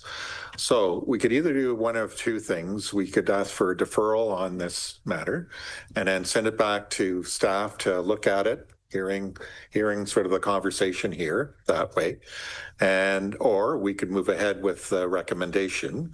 But I'm kind of hearing more like, let's dip into the pool, but let's do it a little bit more cautiously that way. And maybe there's a plan that we could have brought forward that we feel a little more comfort as we move forward. The other part of this too is I think we all realize that this process is the start, and it's not going to end with this council. It's going to carry on into the new council. So this is a big process. But I think and I'm just speaking for myself, I think that we were the ones that initiated this in the first place. And it's really important that it probably starts here, as opposed to deferring it off to the next term of council, because that's a whole other thing. But but how we sort of go that process and how we make those baby steps, I think we need to have you guys possibly go away, think about that a little bit more, and then come back and suggest a format. Anyways, yes, Councillor Adams. Just an option 2. I think I'm aligned with that. Would it be helpful? And again, I guess it depends on the wording. If we just add an amendment after the second paragraph here, and that council approval be required after the first feasibility phase, or it's still, because we still need to get it, go back with your suggestion, Mayor. Councillor Jefferson. Thank you, Mayor Waters. My question is kind of pertaining to with the consultant, because I'm getting a feel that we don't know what we don't know, and that we would like to work with a consultant to figure out what we need to know and how we need to move forward with this.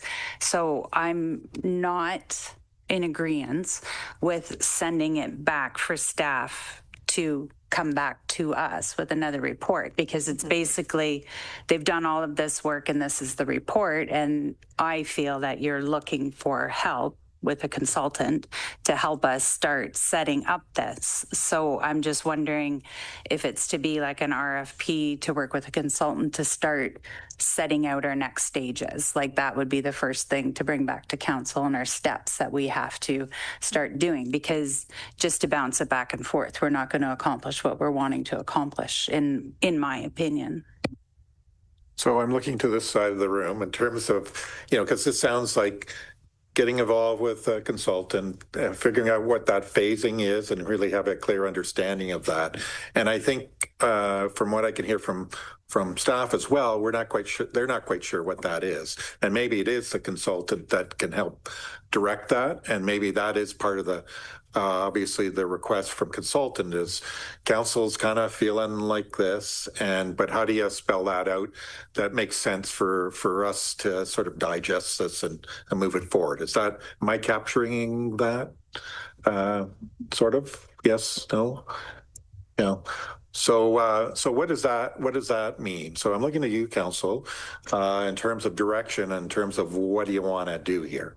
So Councillor Evoy. Through you, I actually really want to capitalize on what Councillor Jefferson said, because that would be the best and safest to me feeling to move forward, so that we get a clear layout of what those steps are. And the first one is to talk to us. So I think if we have some sort of a vision of what this looks like, and I really like the way you said it, that becomes our first step, not the step after that, letting us know where we're going and what we're doing. So are you leaning towards bring on the consultant, kind of set the agenda that way? Is that where you're feeling? So you're looking, and I'm trying to sort of get us all in wherever direction. And obviously heard what you've had to say, Councillor Jefferson, Councillor McDonald, same. Okay. Councillor Craddock. Okay. Councillor Wilton. I'm not sure what we're agreeing to. We agree to it as written. I think it's agreeing to what sort of what's being proposed on the recommendation here, knowing, obviously hearing what we've expressed, but there's also the opportunity to put some wording in there. But I think the general crux here is I think people are leaning towards what the recommendation is right now. So then can I suggest an amendment that council endorses the initiation of a request for proposals RFP for a scoping study for community planning permit system? Okay. Feasibility scoping. Because that would, because what makes me nervous is the actual RFP and deliverables in this document actually include preparing a CPPS. So I would like to see a little boundary put on that. Okay. Because we haven't even had a chance this evening I have a list of like 20 questions about this, and we're not going to be able to do that tonight. So we haven't even been able to have a chance to get into like, what does pre-consultation look like? What are conditions look like? What do all those things? What happens if, anyway, I won't get into all my questions, but I would like to see just some parameters put on what the request for proposals can include. So is there, So is there some type of language we can put into this to sort of cover those bases? And I'm also, as well as looking at you, I'm looking at staff to see if there's a way of accommodating that. So maybe I'll turn it over to staff right now. I think we would have been happy bringing it back to council with a revised scope of what we would be asking for at a future meeting for council to approve. I think that'll be the easiest way to get us over the hump. If I could just add through you, I think we are now, again, have more capacity. And so we will look at other RFPs and take all the comments that were heard tonight and bring forward bring forward a report to council that will really fine tune it in terms of what we envision this first phase to look like. And then whether we go forward with the whole thing or we just go forward with a phased approach where the first phase will give us a lot of the information, the public education and council education and potentially workshops. And then we could, so we could bring that forward and just provide a lot more information. We just we weren't really quite sure, but wanted to start the process. So here we are. But I think that's probably the best approach, is to bring forward another report that outlines exactly what we would be looking for, especially in the first phase. Okay. Okay. Well, good conversation. Thank you, staff. So are we all cool with sort of staff going back and not necessarily putting them in? It seems to me, we've heard from them that it would be good for them to go back and to sort of refine this to that. Are you comfortable with that? We did talk about this. Yeah. Sorry, thank you, Mayor Waters. If we're going to be going back and then doing things that are coming back to educate us and to give us information to have discussions around, I would like to see a committee of the whole meeting. Yeah. That we have like a fulsome conversation, including staff and everything as well, so that there's maybe nothing comes out of that until the following council meeting where we can pass it, but at least we can have the fulsome discussion and education at a committee of the whole meeting. Okay. Are we all cool with that? Okay. Okay. So I'm going to read. So it looks like we're going to defer this, but we need to put some language in here. So yes, Councillor Adams.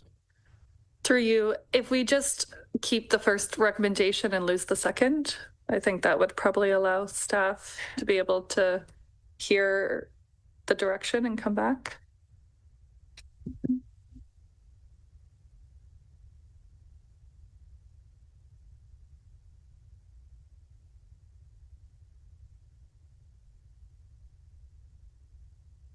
So are we good if we just take that first paragraph? Okay, so I'm going to ask for, I'll read the paragraph and then we'll put it out there. So recommendation to the Council of Township of Centre Wellington, receive staff report PLN 2026-19 regarding initiation of a community planning permit system, CPPS, for information.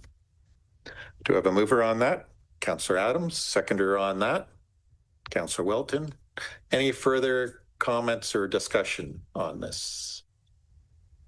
Okay, seeing none, all those in favor? That's so moved. Okay, thank you, thank you, thank you, everyone. Yes, we've got it right here. And then I'm going to recess perhaps. Yeah, and I think we'll have also just a 5-minute washroom break after this. That the Council of Township of Centre Wellington, in accordance with Section 7.7A, Procedure Bylaw 2024-65, having reached the 3-hour maximum for a council meeting, hereby extend the meeting curfew by an hour to 9:23. So do I have a mover on that? Councillor Wilton, seconder Councillor Craddock. All those in favor? So move. Yeah, 7 minutes and we'll come back here. Okay. So on the this one, which points.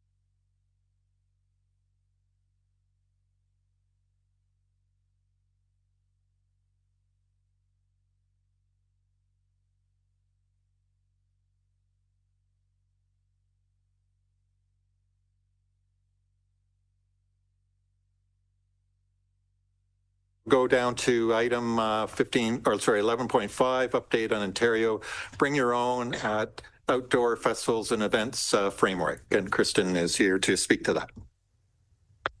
Thank you. Through you, Mayor. Report CS 2026-18 provides a high-level update on the province's new Bring Your Own alcohol framework for outdoor festivals and events, and staff's recommendation that the township not opt in at this time. The recommendation before council is to receive the report for information, endorse the staff recommendation not to opt in, and direct staff to continue monitoring the framework's implementation in other municipalities.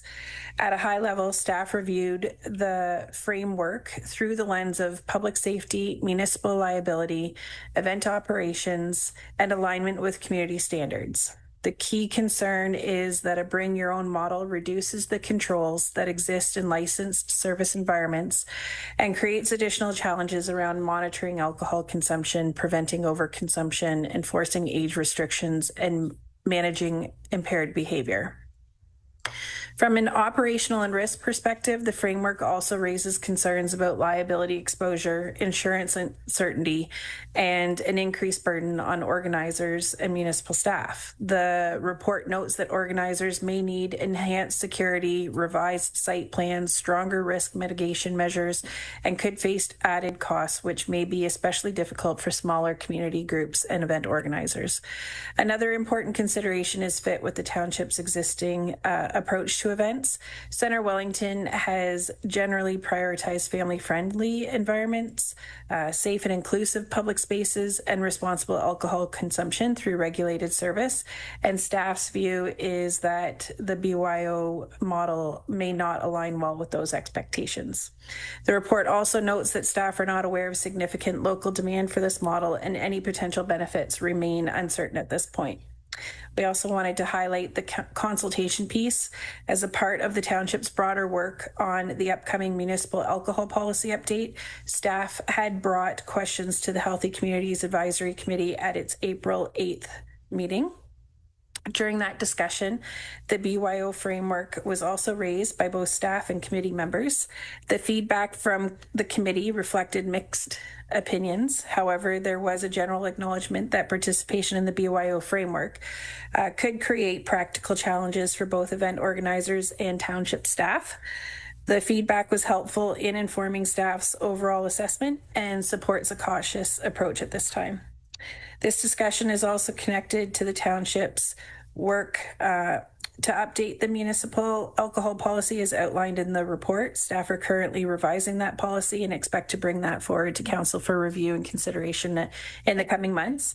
The draft updates have not been developed on the assumption that the township would participate in the BYO framework. And for that reason, staff are recommending that council maintain the township's current approach, continue with the municipal alcohol policy update already underway, and revisit the provincial framework in future if implementation elsewhere provides clear guidance and evidence of benefit. Thank you for that report. Comments, questions? Well, you hit it out of the park. Oh, no, sorry. Sorry, and through you. I remember when the previous council had initially opted out of the cannabis world, that the municipality had lost out on an incentive piece. Is there any incentive to the BYO? At this time, there has been no mention of an incentive. So we're not losing on any opportunity going in. Okay. Okay, any other comments, questions? Okay, I'll read the recommendation that the Council of Township of Centre Wellington receive report CS 2026-18 for information, and that council endorses the staff recommendation of not opt in to the province of Ontario Bring Your Own at outdoor festivals and events framework at this time, and that council directs staff to continue to monitor the implementation of this program in other municipalities and report back to council should conditions or guidance change. Do I have a mover for that? Councillor Wilton, seconder on that. Councillor Craddock, any further comments or questions? Seeing none, all those in favor? So moved. Okay, so this next one, I'm going to ask this of council. So items 11.6 and 11.7. Do you mind if we sort of combine this in terms of the overall discussion that way? Just yeah, so that way, if there's some questions as relates to zoning, whatever, it makes some sense. So I think the way probably to approach this is we'll start with our Adam, and I think then we should go to who's going to present the next one is Brett, and talk about that, and then we'll get into the questions, and then we'll deal with them sort of logically in terms of the where we go from there. So welcome, Adam. Thank you, Mayor Waters, and through you. At the meeting of February 23rd, 2026, Council directed staff to post the draft licensing bylaw on Connect CW for review and comment, and hold a public meeting to consider amendments to the township zoning bylaw for the purposes of adding provisions for short-term rental accommodations and to modify related regulations. Since its posting, Connect CW platform has received 24 comments on the draft bylaw, and staff have attempted to consolidate and categorize the comments received and provide comments and suggestions for council consideration, which is attached as attachment A to this report. With this information and the proposed amendments to the zoning bylaw, staff are now proposing two options for council consideration. Option number one, pass the bylaw to regulate and license short-term rental accommodations and bed and breakfast establishments, and direct staff to continue to develop the necessary administration systems to enable the licensing program beginning in 2027. Or option two, defer any further discussion on the licensing of short-term accommodation or short-term rental accommodations and bed and breakfast establishments until the new term of council. The bylaw is drafted, which is attachment B to this report, has been updated to ensure consistency with the proposed zoning amendment, and has been modified from its previous version to include a section regarding license renewal and license holders retaining their right to obtain a license provided an application for renewal is filed within a minimum of 30 days prior to the expiry of the license. I would also like to point out that Paul Dre is here, who's been integral in the drafting of the bylaw, and he's happy to support any questions that council may have relative to the contents of the licensing bylaw. And that effectively wraps up my presentation with regards to the licensing side of things. Okay, so before we go into the questions, we'll do the other 11.7 and let's a report from Brett, and Brett can speak to this. Sure. I'm just going to stay where I am. So at the council meeting, with a public meeting on the zoning amendment, we heard some comments about the zoning. We brought those back. Two major changes that we made. First was we went to a different definition of hotel that maintains the 6 rooms. We did borrow that from another provincial regulation, but that's the only thing we borrowed is the definition. And then secondly, we took measures to amend Article 4.6, which is a general provision, and that stated that an STR and a B&B would be a permitted use in any zone where a dwelling unit is a permitted use. And that any existing bed and breakfast or short-term rental that was in existence we chose April 27th as the theoretical day of passing of the bylaw, but there's no magic. Council can pick any day. You can align it with whenever the licensing comes into effect. And so that would legalize any existing STRs or bed and breakfasts in any zone, whether it's the C1, C2, C3, or any residential zone. That's what kind of we understood from the council direction that was given that evening that we were tasked with doing. And so kind of we believe we achieved that. Some of the comments that have been made tonight suggest other tweaks that would be sort of beyond what we've accommodated. And if council wanted to further review or entertain those, then I think the second part of or option of Adam's thing would be deferring and bringing back. there's also no magic to other than that we are bringing the bed and breakfast and the zoning together at the same time, that they have to be, and they are attached together. If you don't proceed with the licensing, there is no point in proceeding with the zoning. So just wanted to lay that out. We believe that we've addressed what council directed us to do. There obviously, as you've heard tonight, there's still some dissatisfaction, and those would require further review on our part if council were to go down that road. Okay. So where we're at right now is, so we've had presentation from staff. We've obviously heard from the public in terms of sort of their concerns as well. So I'll open it to council for questions, comments, and we're going to try to work towards some type of direction tonight. So anyways, I'm going to start here and then I'll go over there. Okay, Councillor Adams. Thank you, through you. Just one of my first questions. How would you respond to the concern that we are going to be regulating STRs heavier than we would be hotels, and with the new kind of definition that it might be easy for properties to kind of use that hotel definition to get, I don't know, away from some of the requirements that we are putting on STRs? Well, from the zoning point of view, I don't think it makes really any difference. The point, as I understand, is that we're proposing to license STRs, but we're not proposing to license hotels. And I don't think that's ever been a consideration that we would license hotels. So hotels have always been permitted by the zoning bylaw. We haven't changed where they're permitted. We've changed the definition a little bit, but to be honest, we could leave the zoning definition the way it already was.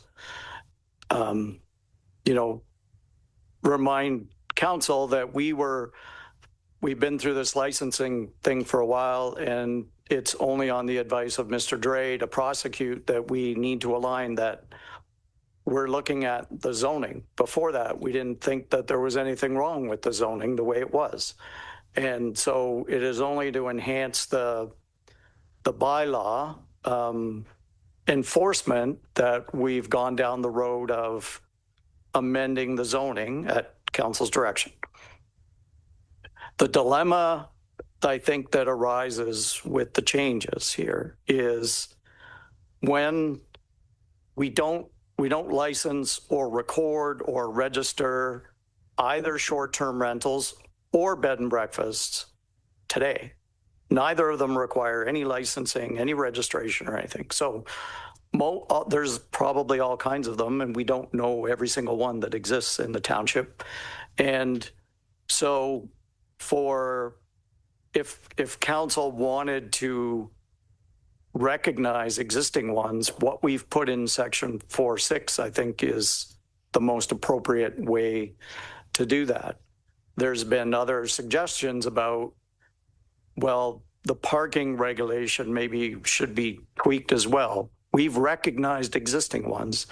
The terminology says complying with the provisions of this bylaw, which would include the parking, in our view. If you wanted to alter it so that there were a less onerous parking requirement, for example, we'd have to rewrite that parking thing, and we'd have to go back and look at how to do it. I'm not sure how we'd accomplish that. The provision about, the owning land in the C1 within 300 meters as a way to alternatively provide the parking, that's been in our zoning bylaw since 2009. It's not new that we've added to this mix. That's been in the bylaw since 2009. So we haven't proposed any changes to that. So some of the comments that have been made tonight, if council wants to tweak those, it means we have to go back. Anyone on this side, comments, questions? Thank you, Mayor Waters. Just a question for clarification, might be Adam or maybe Paul. The comments this evening about not being able to have your own graduation party or your own family wedding or something if you have an STR license on your property. Can anyone clarify if that's actually the case or if there's some way that that's not an issue or how we could maybe, address that? Thank you.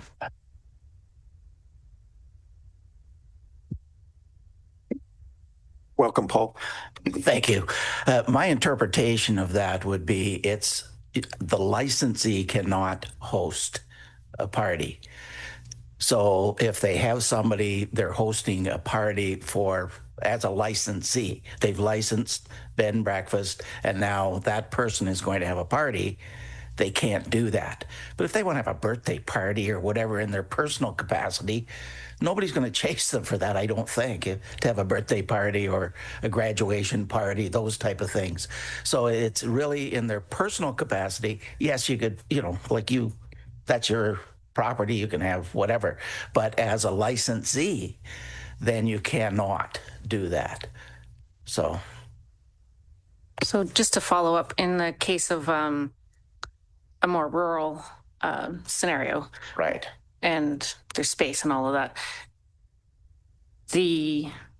I guess I'm confused, and maybe Brett has to get involved, because where's the difference between like a wedding venue barn, like you can't have weddings in rural spaces now on certain properties where they've had the right permits and everything, versus something like what we heard about this evening. So I think it comes under use. It's in the licensing bylaw, but it really comes down to the use of the property. But having said that, it's more of a use thing. Now, going back to the council workshop, it was a council request that go in, that no parties and no weddings and no things go in this bylaw. So that was a request from the group that was put in. It can be taken, like there's options, it can be taken out.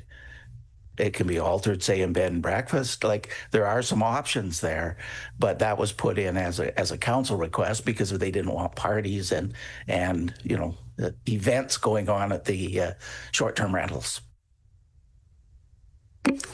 Councillor Adams. Thank you, through you. Like reflecting back on that, I think when we were at that council workshop, a lot of us were focused on those bad actors, that we've heard, right? Those few bad actors. And a lot of those, if not all of them, were coming from like the urban areas of our community, even more particularly in Elora than even Fergus.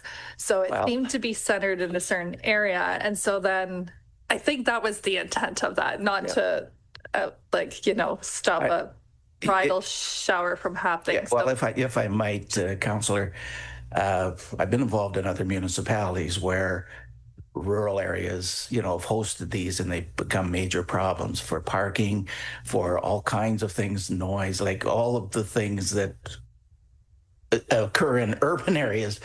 And in rural areas, because it's clear and it's open, it's likely noise and those type of things, and parking, it's on gravel roads. Like it just, there are problems, but that's your decision, certainly. Okay. Councillor McDonald and then Councillor Boy. Through you, Mayor Waters. Somehow we made this very convoluted for everyone to handle. I have a very smart resident who couldn't come as a delegation tonight, so I'm speaking on her behalf. She mentioned something similar to Councillor Wilton. She has 2 STRs on her property, and she lives in the home on her property, and she identified that right in the bylaw. Okay, I have 15 people over for Thanksgiving dinner. Is my neighbor allowed to call on me because they might deem I'm having a party and people are parking on the road? So I think, yes, that was discussed in the workshop, and we only had a couple of bad apples, according to the clerk.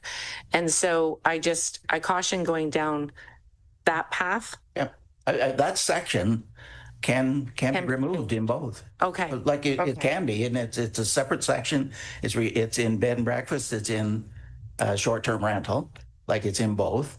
You can remove it from one, you can keep it in both, or you can remove it. Like that's your decision, and that wouldn't change the intent of the bylaw at all. I mean, that's just one little area. Okay, and follow up. And the other thing is, we had a delegation tonight where it would be half a spot in parking, which makes no sense. But when you both, Adam and Brett spoke tonight, you did talk about the existing STRs are being allowed as is. So they will not need to seek a half parking spot, because that makes no sense to me either. When it comes to the parking bylaw, the way it's interpreted is like the half a parking space becomes, because in our bylaw, we give a 50% reduction to the required parking. So a dwelling unit requires one parking space. And in the central business district, there's a 50% reduction. So theoretically, that's half a space. But the bylaw says you round it up to the next whole number is how it's interpreted. You can't have, there's no such thing as half a parking space. And if you calculated that you needed 3.5 spaces, it would be 4. So that, yeah, it's in the practical application, it's not half a space, it's one space.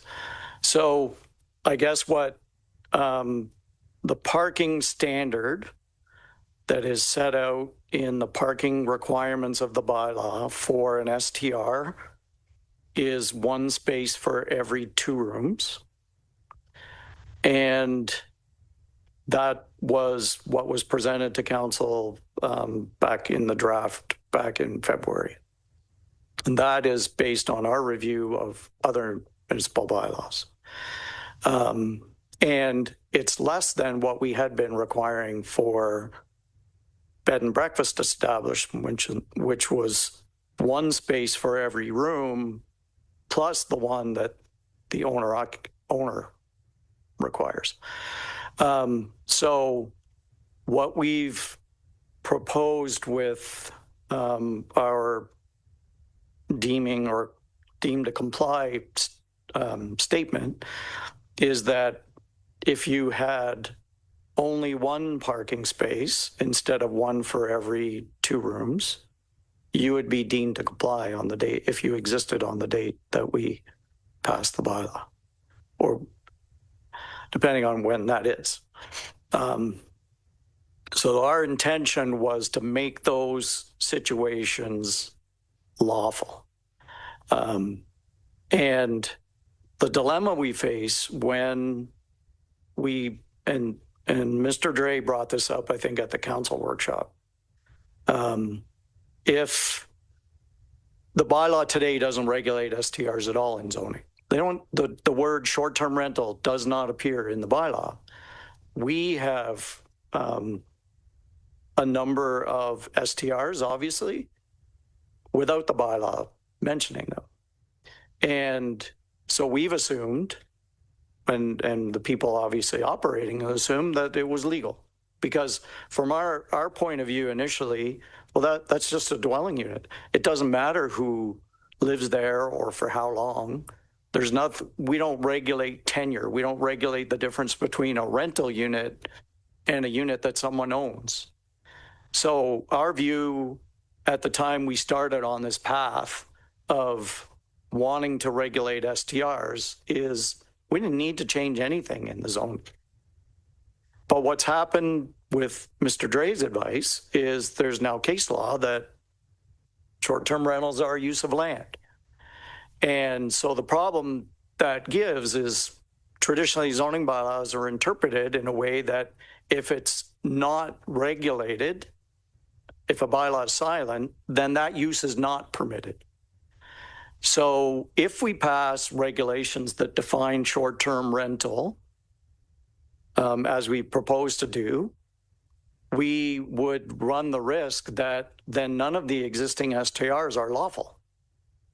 Because if it's a use of land and the bylaw was silent, would a court say that they weren't lawfully established?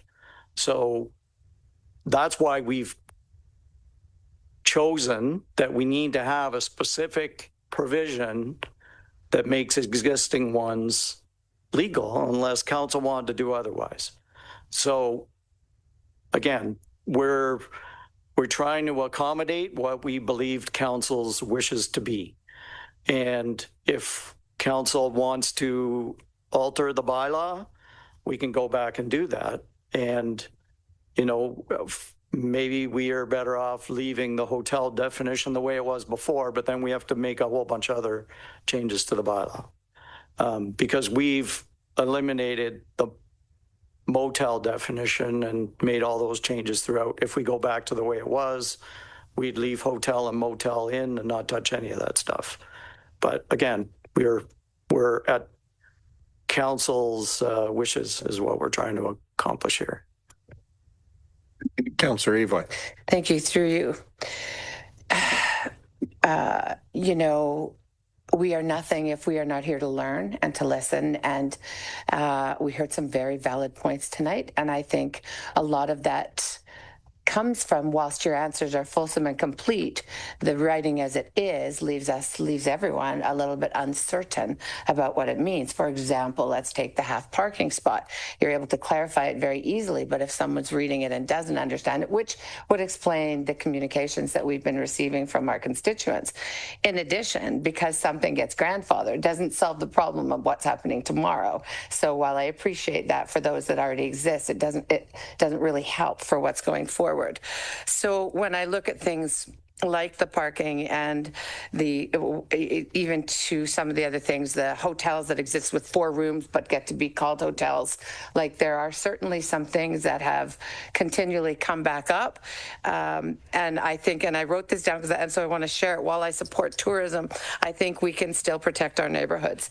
And so in that respect, I think the bylaw needs to be really clear going forward so that we are not increasing one at the expense or cost of the other, insofar as protecting our neighborhoods and supporting tourism. So this does bring to me a couple of questions with regards to the actual language and the looseness or the lack of apparent guardrails. Even though they're there, the average reader may not see it. And so that's what brings to concern for me.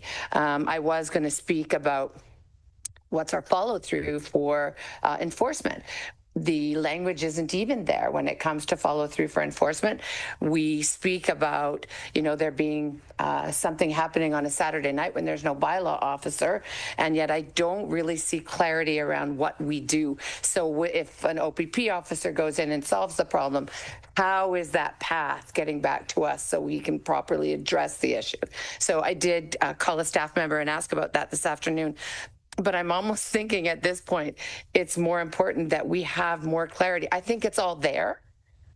Because when you explain it, Brett, it is all there, but it's really not clear.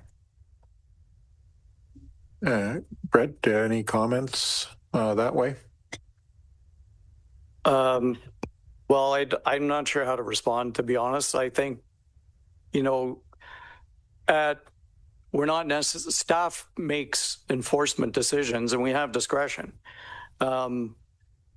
People can go to court and I can't say that a court of law might make a decision that interprets the bylaw different than I'm telling you today. That's always the possibility that we've drafted a bylaw with the best of intentions and a court of law decides that it says something different. Yeah, thank you, Brett. With permission from the mayor, I'm just going to follow through because I know that there is some effort put in. What is the current plan for follow through with enforcement?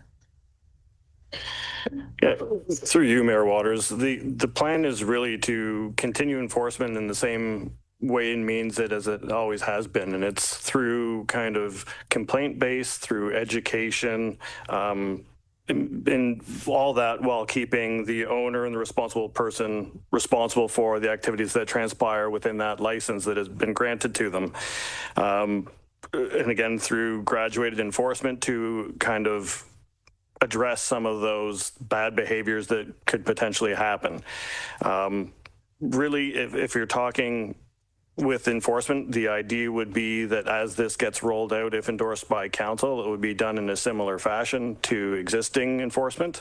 There would be coordination with the OPP to support after hours. However, the OPP's enforcement would be limited to the noise bylaw, because that is a county-wide bylaw, and they won't enforce kind of our own local bylaws as it pertains to some of these items. So we would use kind of a complaint basis. We would document and have record of noise logs to kind of determine where some of these areas of concern are, and then take a more proactive approach once those have been defined. So really, it's going to be something where it would be an iterative process once the licensing, if and when it does come to pass. And being that we are still in the infancy stage of this, as the program gets rolled out, there would be lessons learned, and we would pivot and act accordingly. Well, Councillor Adams. Thank you, Mayor, through you. I have two concerns with the report tonight, and it's not through the efforts of staff. I think staff have done a lot of work, spent a lot of time, a lot of drafting on this, and I don't think it's really our role as council to be sitting here going through and trying to amend this bylaw around the table at this night. What I do see concerning, I think two things can be true at the same time. I think we can have done everything, and I mean by we, I mean staff and council, everything that we could to try to bring solutions to this issue that our community had identified. And at the same time, we hear from delegations today and previous that they feel like they don't have that awareness or the engagement to kind of get the answer. And so that kind of like the issues where they say the difficulty with the transparency and the engagement, that's concerning, because I do feel like there has been avenues. But if residents are still coming and saying, you know, we don't have this engagement, I think it's dutiful for us to listen to that, to make sure we get it right. The other part of this that I'm concerned about is the resourcing. There's been a lot of, the staff have put a lot of work in new programs, again, in responding to our community issues. We have a parking program that, you know, is coming into force in a couple of weeks.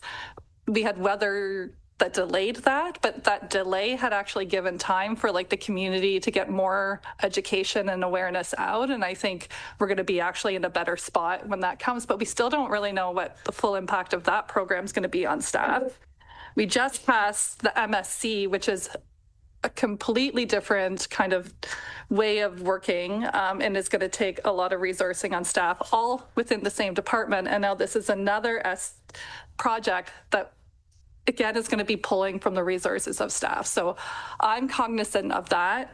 We had a report on our consent agenda that talked about the municipal election deadlines. And that's not like the deadlines of councillors. That's the deadlines of the corporate staff and making sure that, you know, that they're able to conduct a successful election. I think that is like a priority for corporate services. So if the public at the same time is saying, we need more time and awareness and time for consult, I think we need to find a way to do that. So I don't know whether it's approving it today and implementing like a mandatory review at a certain point, or just allowing the option to delay to go ahead.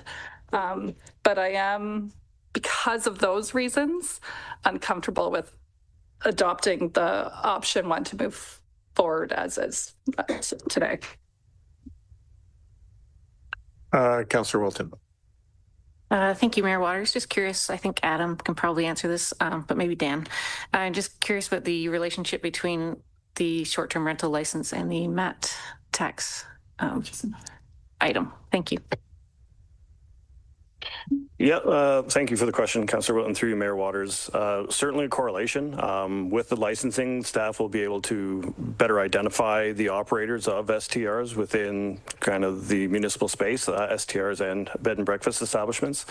So with that, there is a direct correlation in terms of our ability to kind of ensure that the program is being rolled out fair and equitably and not just on an honor system. If we were absent a licensing, we would have to give serious consideration to perhaps a registration process or other things of that nature. So again, staff are able to identify and administer the program in a successful fashion.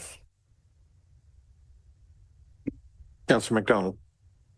I agree a little with Councillor Adams. There's no one size fits all. And quite frankly, I'm exhausted by talking about this anymore. We've been dealing with this since, when was the notice of motion? 2023. So we've come a long way, and staff have done an awful lot of work. I do believe the STRs belong in our downtowns. That is part of our economics. As we've been told, we don't have any big hotels. We don't have a Holiday Inn. I get people reach out to me all the time. Where should I stay? Not everyone can afford an expensive hotel, and the STRs definitely came to light in this process. It is people visiting the Wellington Terrace to be near their family. It is newly separated families to be near their children. And I really, if we're going to go down the licensing route, I would really like to see us do this knowing that we are going to be kind to the existing ones. And I think that's all I can say tonight. Sorry. If I may just make a comment, council did go through a whole process with a consultant. And then I was brought in to kind of look at, but those were public meetings, and you went through a lot of public meetings and people had an opportunity, and you were saying, I'm getting sick of it.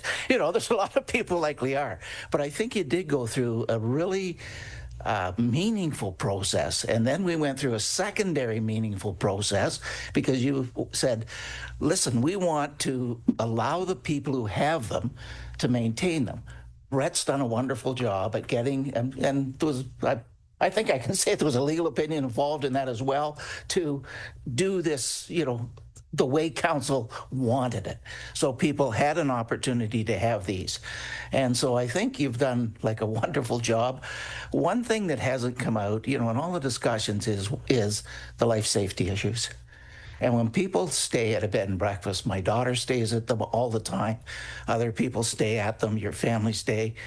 You hope that someone has inspected that for fire, for building, for septic, all those things. And that's what this licensing does, is put all those things together to make it safe for the people who come to Elora or Fergus, Center Wellington, sorry, but come to Center Wellington. So that's sort of one thing that hasn't come out in this whole discussion, and I think it's addressed here. And I think it's really important that you kind of look at that, the life safety issues too, as well. So that I'll just shut up at this. Councillor Evoy. Thank you. Through you, I would like to begin by agreeing. Councillor Adams, Brett, and the team have done an incredible amount of work, and it doesn't go unnoticed. I wonder, because I really do want to find a way to move this forward. I wonder if there is a way on the website, or any current owner, anyone who's looking to become an owner, that we have a contact person that can be reached in real time, not like in real time, that you can speak to if you've got questions. The things that we're hearing, I mean, a lot of the concerns that we're hearing, I think that if there was some open discussion, there might be some more clarity. And I'm not saying allocate a staff member to it. I'm saying, is there somewhere where the person can go so that they can access the information outside of reading it on the website? Because obviously that wasn't enough. That's what all the complaints were about. Through the mayor, and thank you for the question, Councillor Evoy. Staff are and continue to field questions as it pertains to this. As part of this report, we have attempted to gather as much input as we could through Connect CW. We have responded, and I'm just as recently as Friday, we've continued to receive communications and inquiries as it pertains to this bylaw, and staff remain steadfast in the sense that if questions are presented, we will do our best to answer them within a reasonable period of time.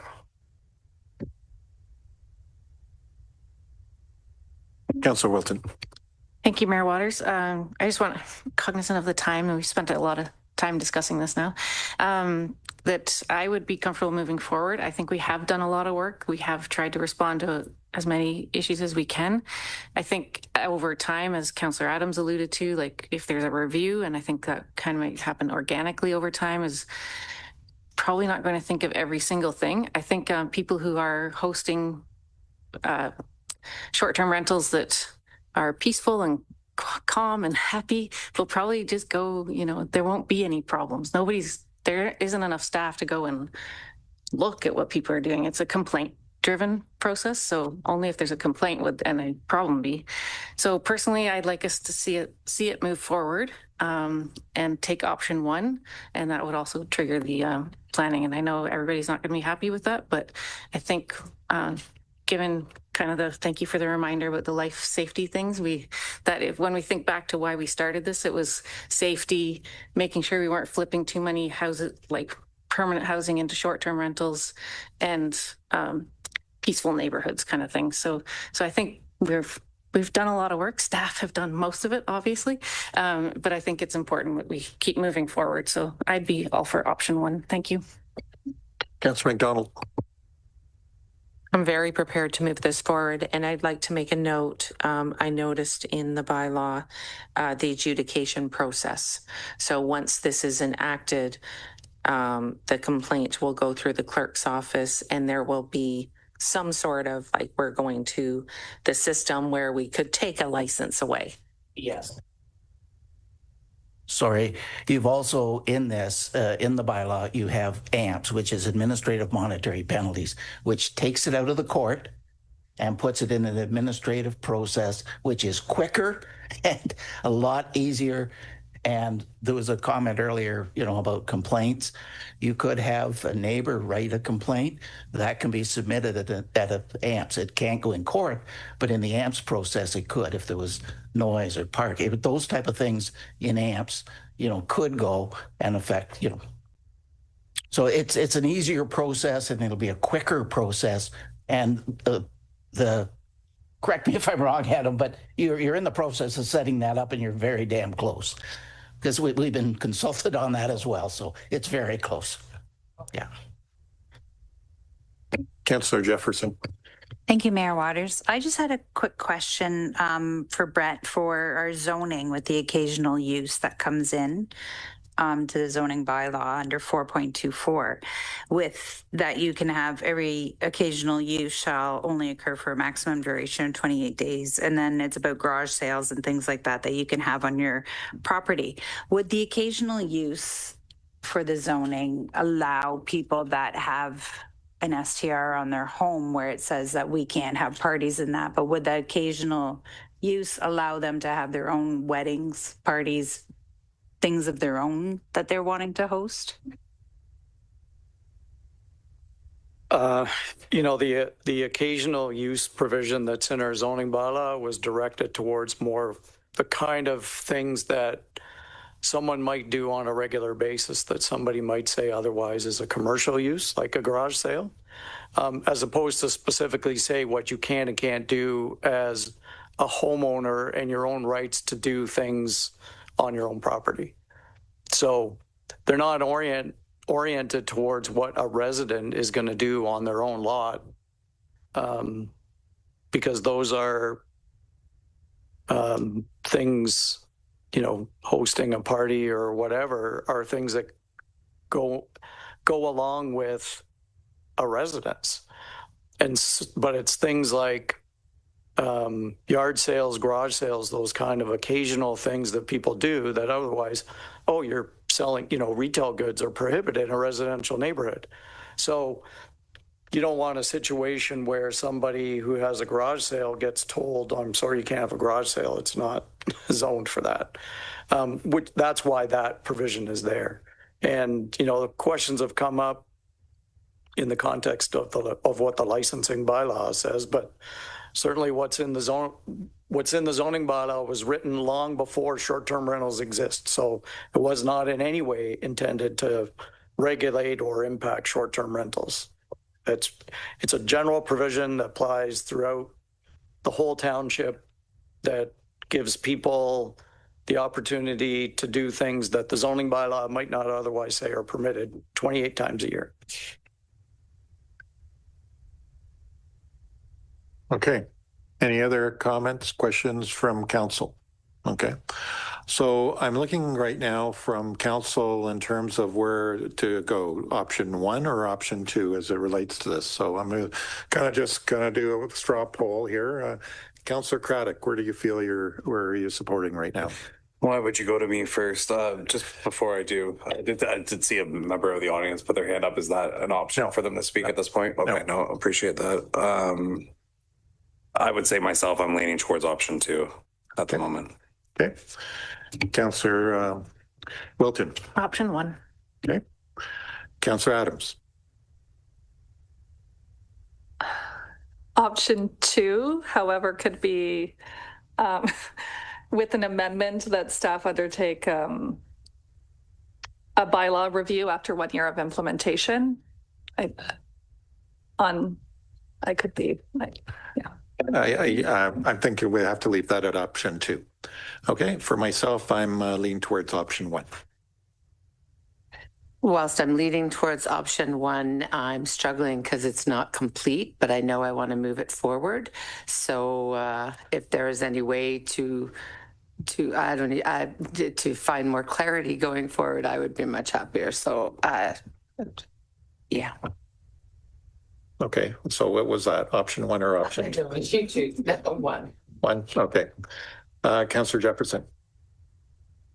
Thank you, Mayor Waters. I'm leaning towards option 1, but I'm also cognizant that there will probably become things that are brought up to our awareness as we're moving forward. And I would like the ability to either review or adapt or have another discussion about it as it's being implemented, because we found that with other programs that we've put in place, that things start popping up as soon as we start implementing things. So I don't know how to approach that. Well, we'll finish off with you and then I'm going to ask a question. Okay.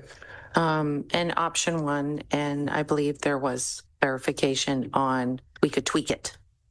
Right. So here's and so you've heard that, you kind of know where council's sort of right at right now.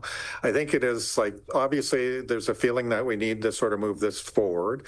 How do you do we still consider receive input from the public in terms of these are things that you need to look, knowing that the program doesn't begin until 2027. So are there ways of sort of getting in and sort of, I don't know whether we at some point we get some kind of an update. These are the things we've heard, knowing that this is moving forward. These are the things that we can update. I know with other municipalities, they've started get going and then there's a review 6 months or a year into it to say, hey, we're doing well on this kind of stuff, but we're missing here. So what are those things that way? And how do we do that? Now, there might be the feeling is this is not ready to go because it's just the feeling, and I can see in the audience, there's still people concerned about that. But how do we sort of, like I said, continue to get that review in to sort of, if you mentioned tonight, Paul, if there are things that you don't want in it, let's take those out. So how do we capture some of that stuff?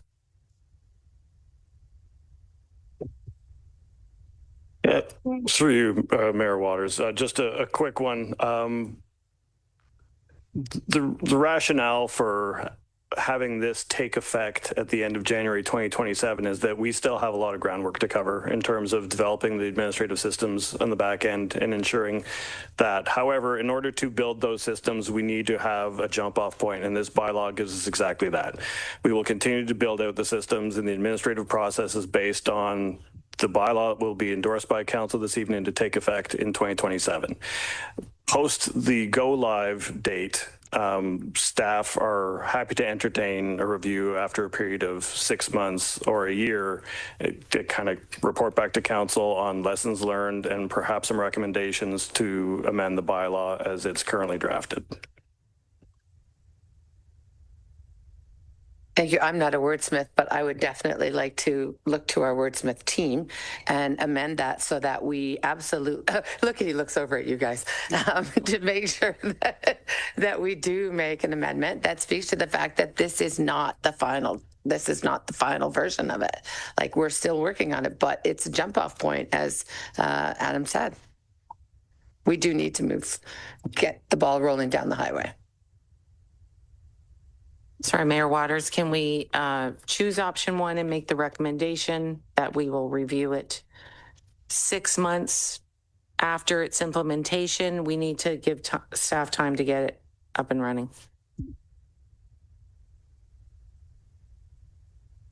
So would that be, I'm just asking this from a technical question, does that mean after 2027, 6 months into that next term? Like, I'm not sure what that means. Like, we're 6 months out now till 2027s. So obviously it's not up and running. It's not doing that. When does that take effect?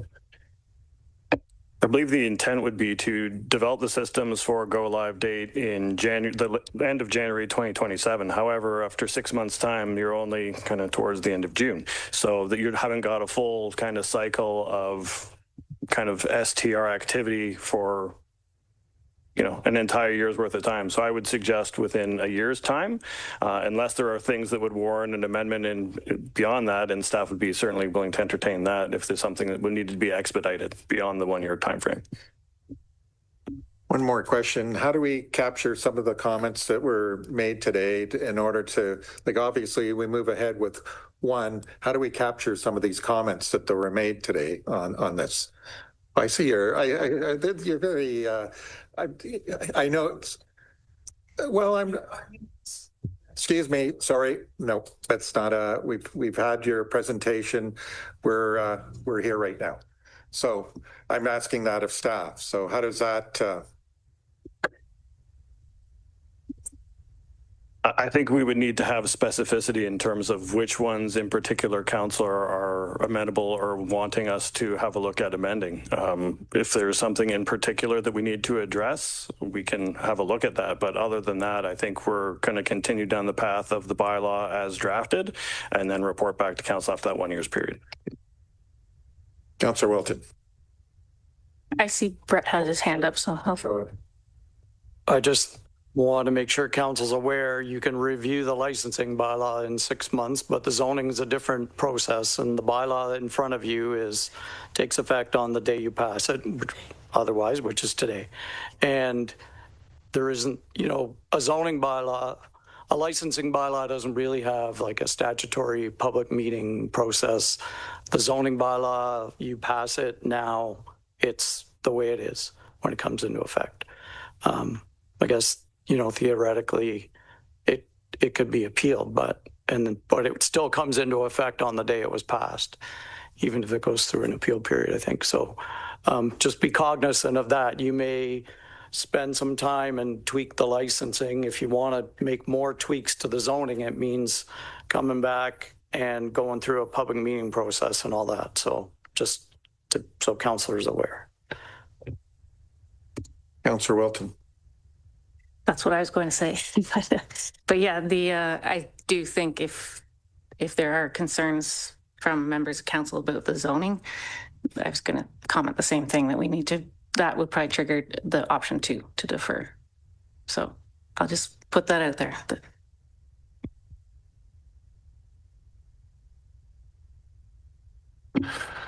Okay, so what does council want to do? So we can move this forward.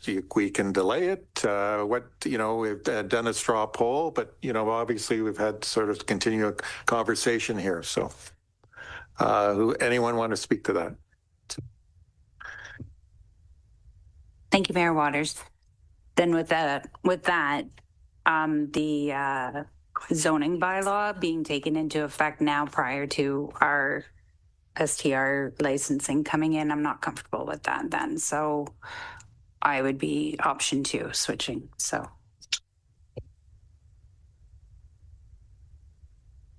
Councillor Adams? Thank you, through. I'm just wondering, to make it not just like push, like kick down the road, is it option 2 with like a reposting of the bylaws on CW Connect to take public feedback for an additional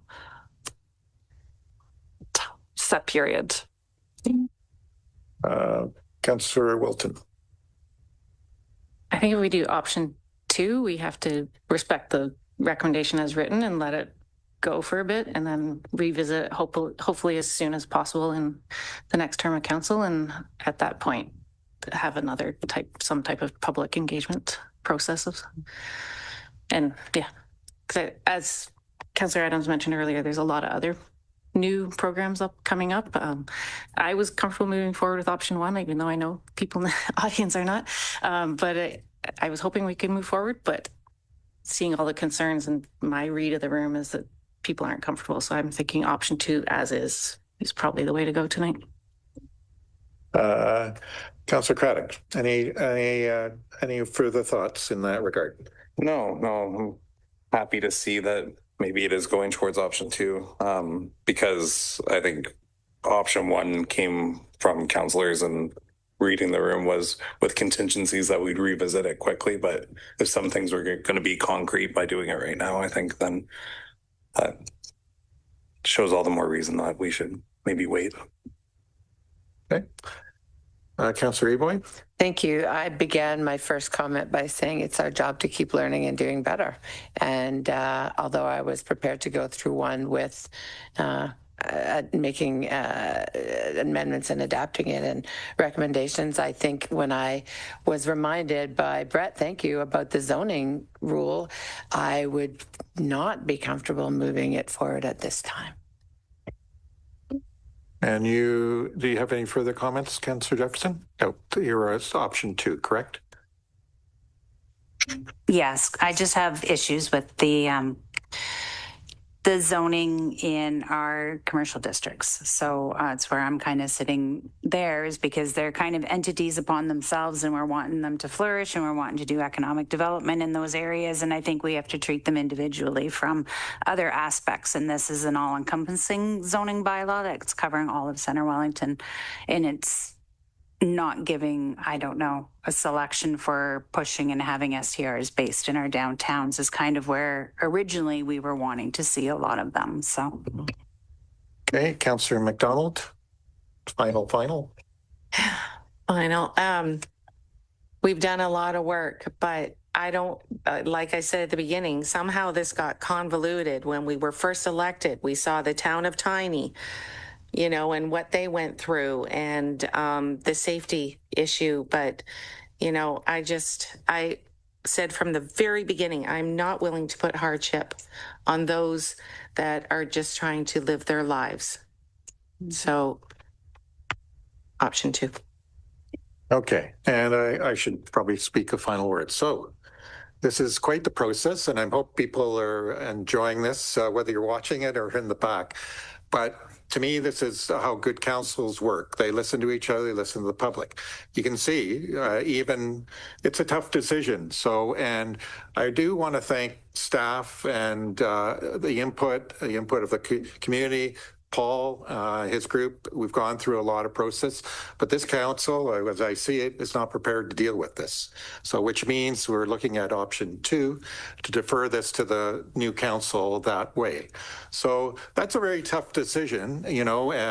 We took on this, and it is a process. And I want to make it very clear to the community out there, is that we're having a hard time with this as well.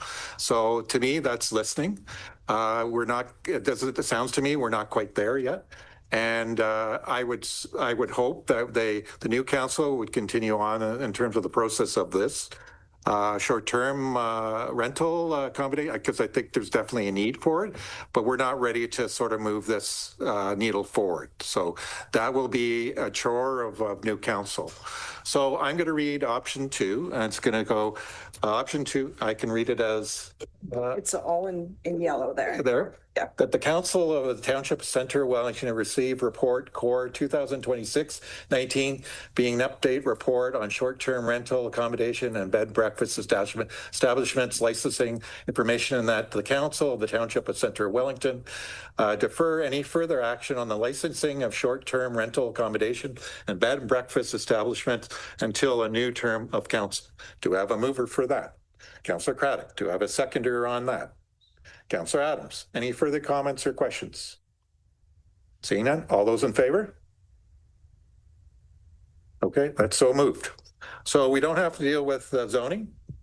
So, and if anyone wants to stay, you can stay for the rest of this, but we're done this part of it, and we're going to move down to. You have to do this. Oh, I have. Sorry again. I extremely apologize for everybody. That the Council Township of Centre Wellington, in accordance with Section 7.7A. Procedure Bylaw 2024-65, having reached the 3-hour maximum of a council meeting, hereby extend the meeting curfew by another hour. We're not going to certainly, hopefully, not go past that, but we're looking at what time is 9:31? 10:30. 10:30. Okay. Okay. Do you have a mover for that? Councillor McDonald, second, Councillor Adams. All those in favor? So moved. Thank you, folks. Okay, so now we're down to municipal accommodation tax update. Report from Adam.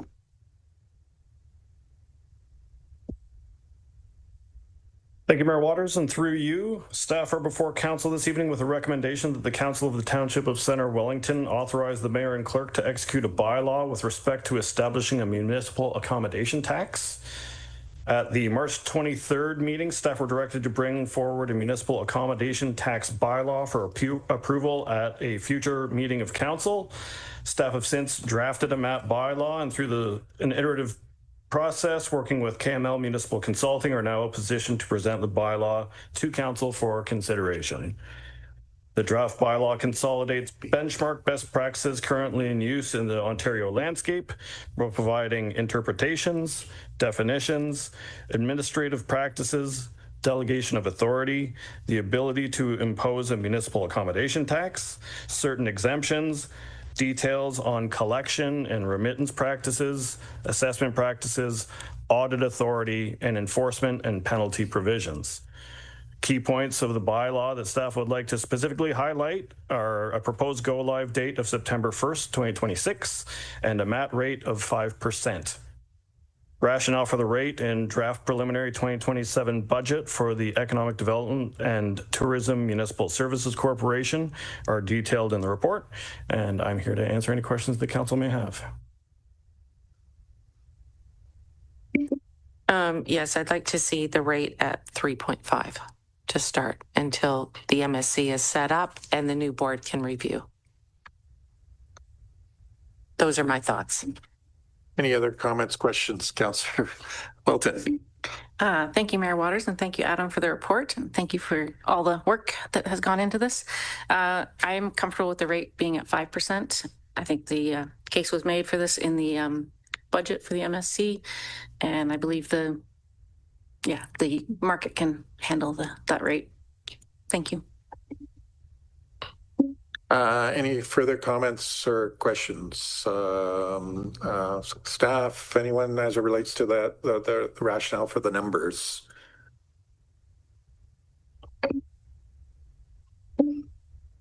Thank you. And through the mayor, council will recall we went through a fairly extensive process to establish what the structure of the Municipal Service Corporation is going to be, with the critical importance being that we need to put equal emphasis on economic development and tourism. That is something that was prominent in everything that we did in establishing the corporation. We did do a fairly detailed analysis of a 4% MAT versus a 5% MAT. To be honest, a lot of municipalities started at 4, with many of them deciding to increase fairly quickly to a higher number. We feel like with the estimated MAT revenues coming in, and they are based on existing accommodation rates and occupancy levels, that 5% is needed to, first of all, balance the budget between tourism and economic development and to implement the structure that council has outlined in the MAT structure review. Appendix C to the report outlines all of that information, but staff are recommending 5% MAT at this time so that we don't have to revisit this in the short term. We can stick to 5% for a fairly long period of time so we can assess the adequacy of that going forward. Any further comments or questions from staff or from council? Councillor McDonald. As part of the MAT, and now that we won't have STR fees, is it fair to just have 5% on one entity for tourism instead of everything for tourism?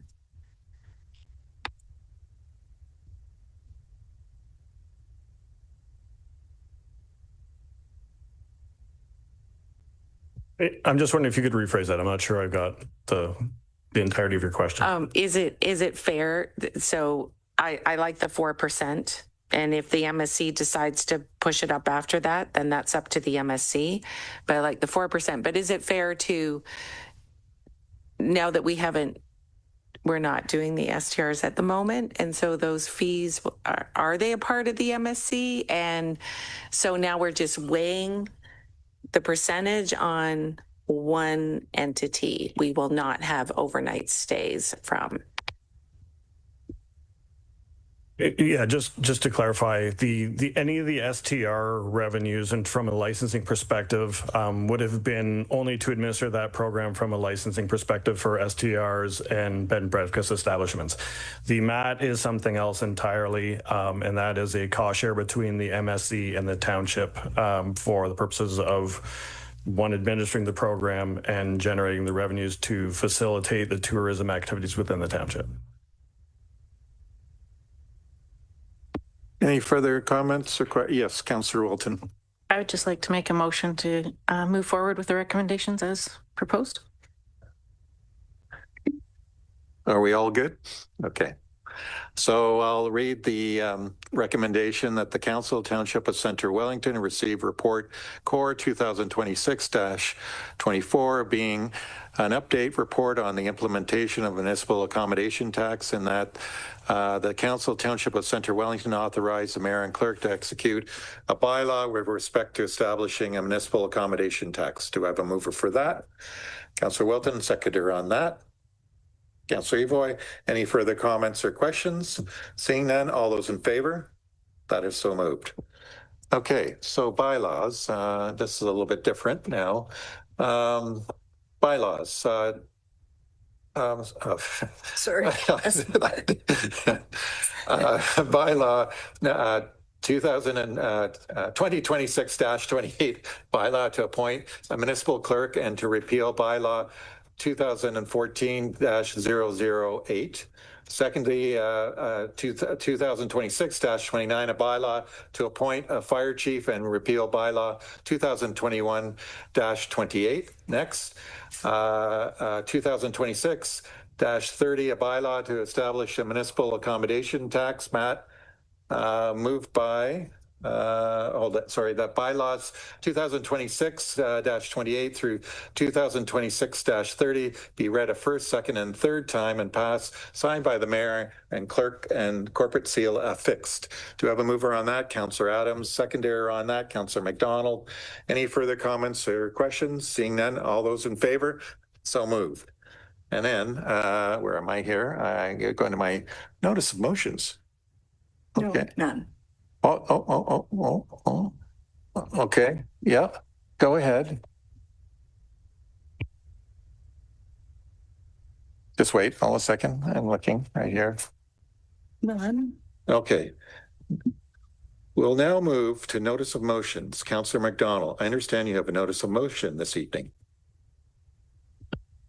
Thank you, Mayor Waters. I do.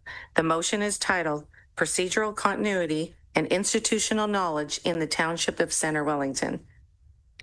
And through you, I request that council waive notice to consider it this evening. Do we have a seconder? Yes, seconded. This one feels very timely. All those in favor of waiving notice? Carried. Please proceed, Councillor McDonald. Whereas the Township of Center Wellington is committed to strong governance, transparency, and well-run meetings. And whereas those meetings require a steady hand to keep them on track. Councillor Adams. And whereas our clerk has for over 20 years provided guidance through bylaws, procedures, elections, and a full range of council business across Center Wellington. Councillor Wilton. And whereas that guidance has occasionally included subtle procedural cues, including, when necessary, the practice of kicking the mayor under the table. Councillor Boyd. And whereas behind every smooth council meeting is our clerk, and I'm adding, and our friend, ensuring that motions are clear, decisions are sound, and that proceedings always stay on track. Councillor Craddock. Therefore, be it resolved that the Council of the Township of Center Wellington formally recognizes and thanks our clerk, Carrie O'Kane, for over 20 years of dedicated service to Center Wellington. Councillor Jefferson.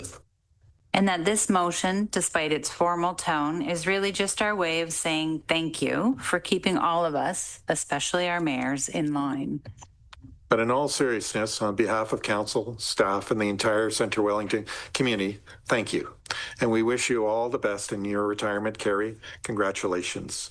All those in favor? That is so moved. And it doesn't end there. You thought you wouldn't be a great evening tonight, but so wow.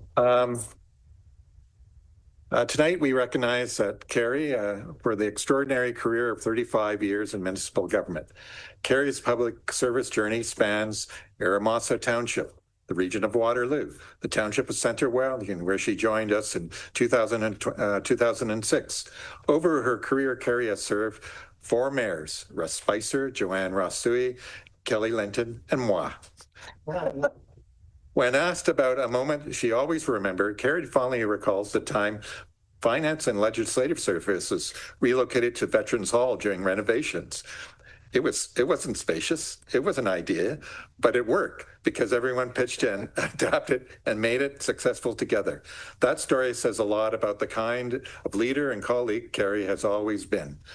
When she reflects on what she's most proud of, her answer speaks volumes. Working full-time, attending night school, raising a family, all at the time early in her career. And finally, what does Carrie hope people remember most? That in 35 years of service, she's only missed 3 council meetings, a record that perfectly reflects her dedication, reliability, and deep respect for council and the community she has served. Carrie, on behalf of council, staff, and the community, thank you for your leadership, your example, and your decades of service. Congratulations on your retirement. Got a lovely certification. Picture? Yes, let's have a picture. Yes, we'll have a picture, but congregate in the middle here. Yes.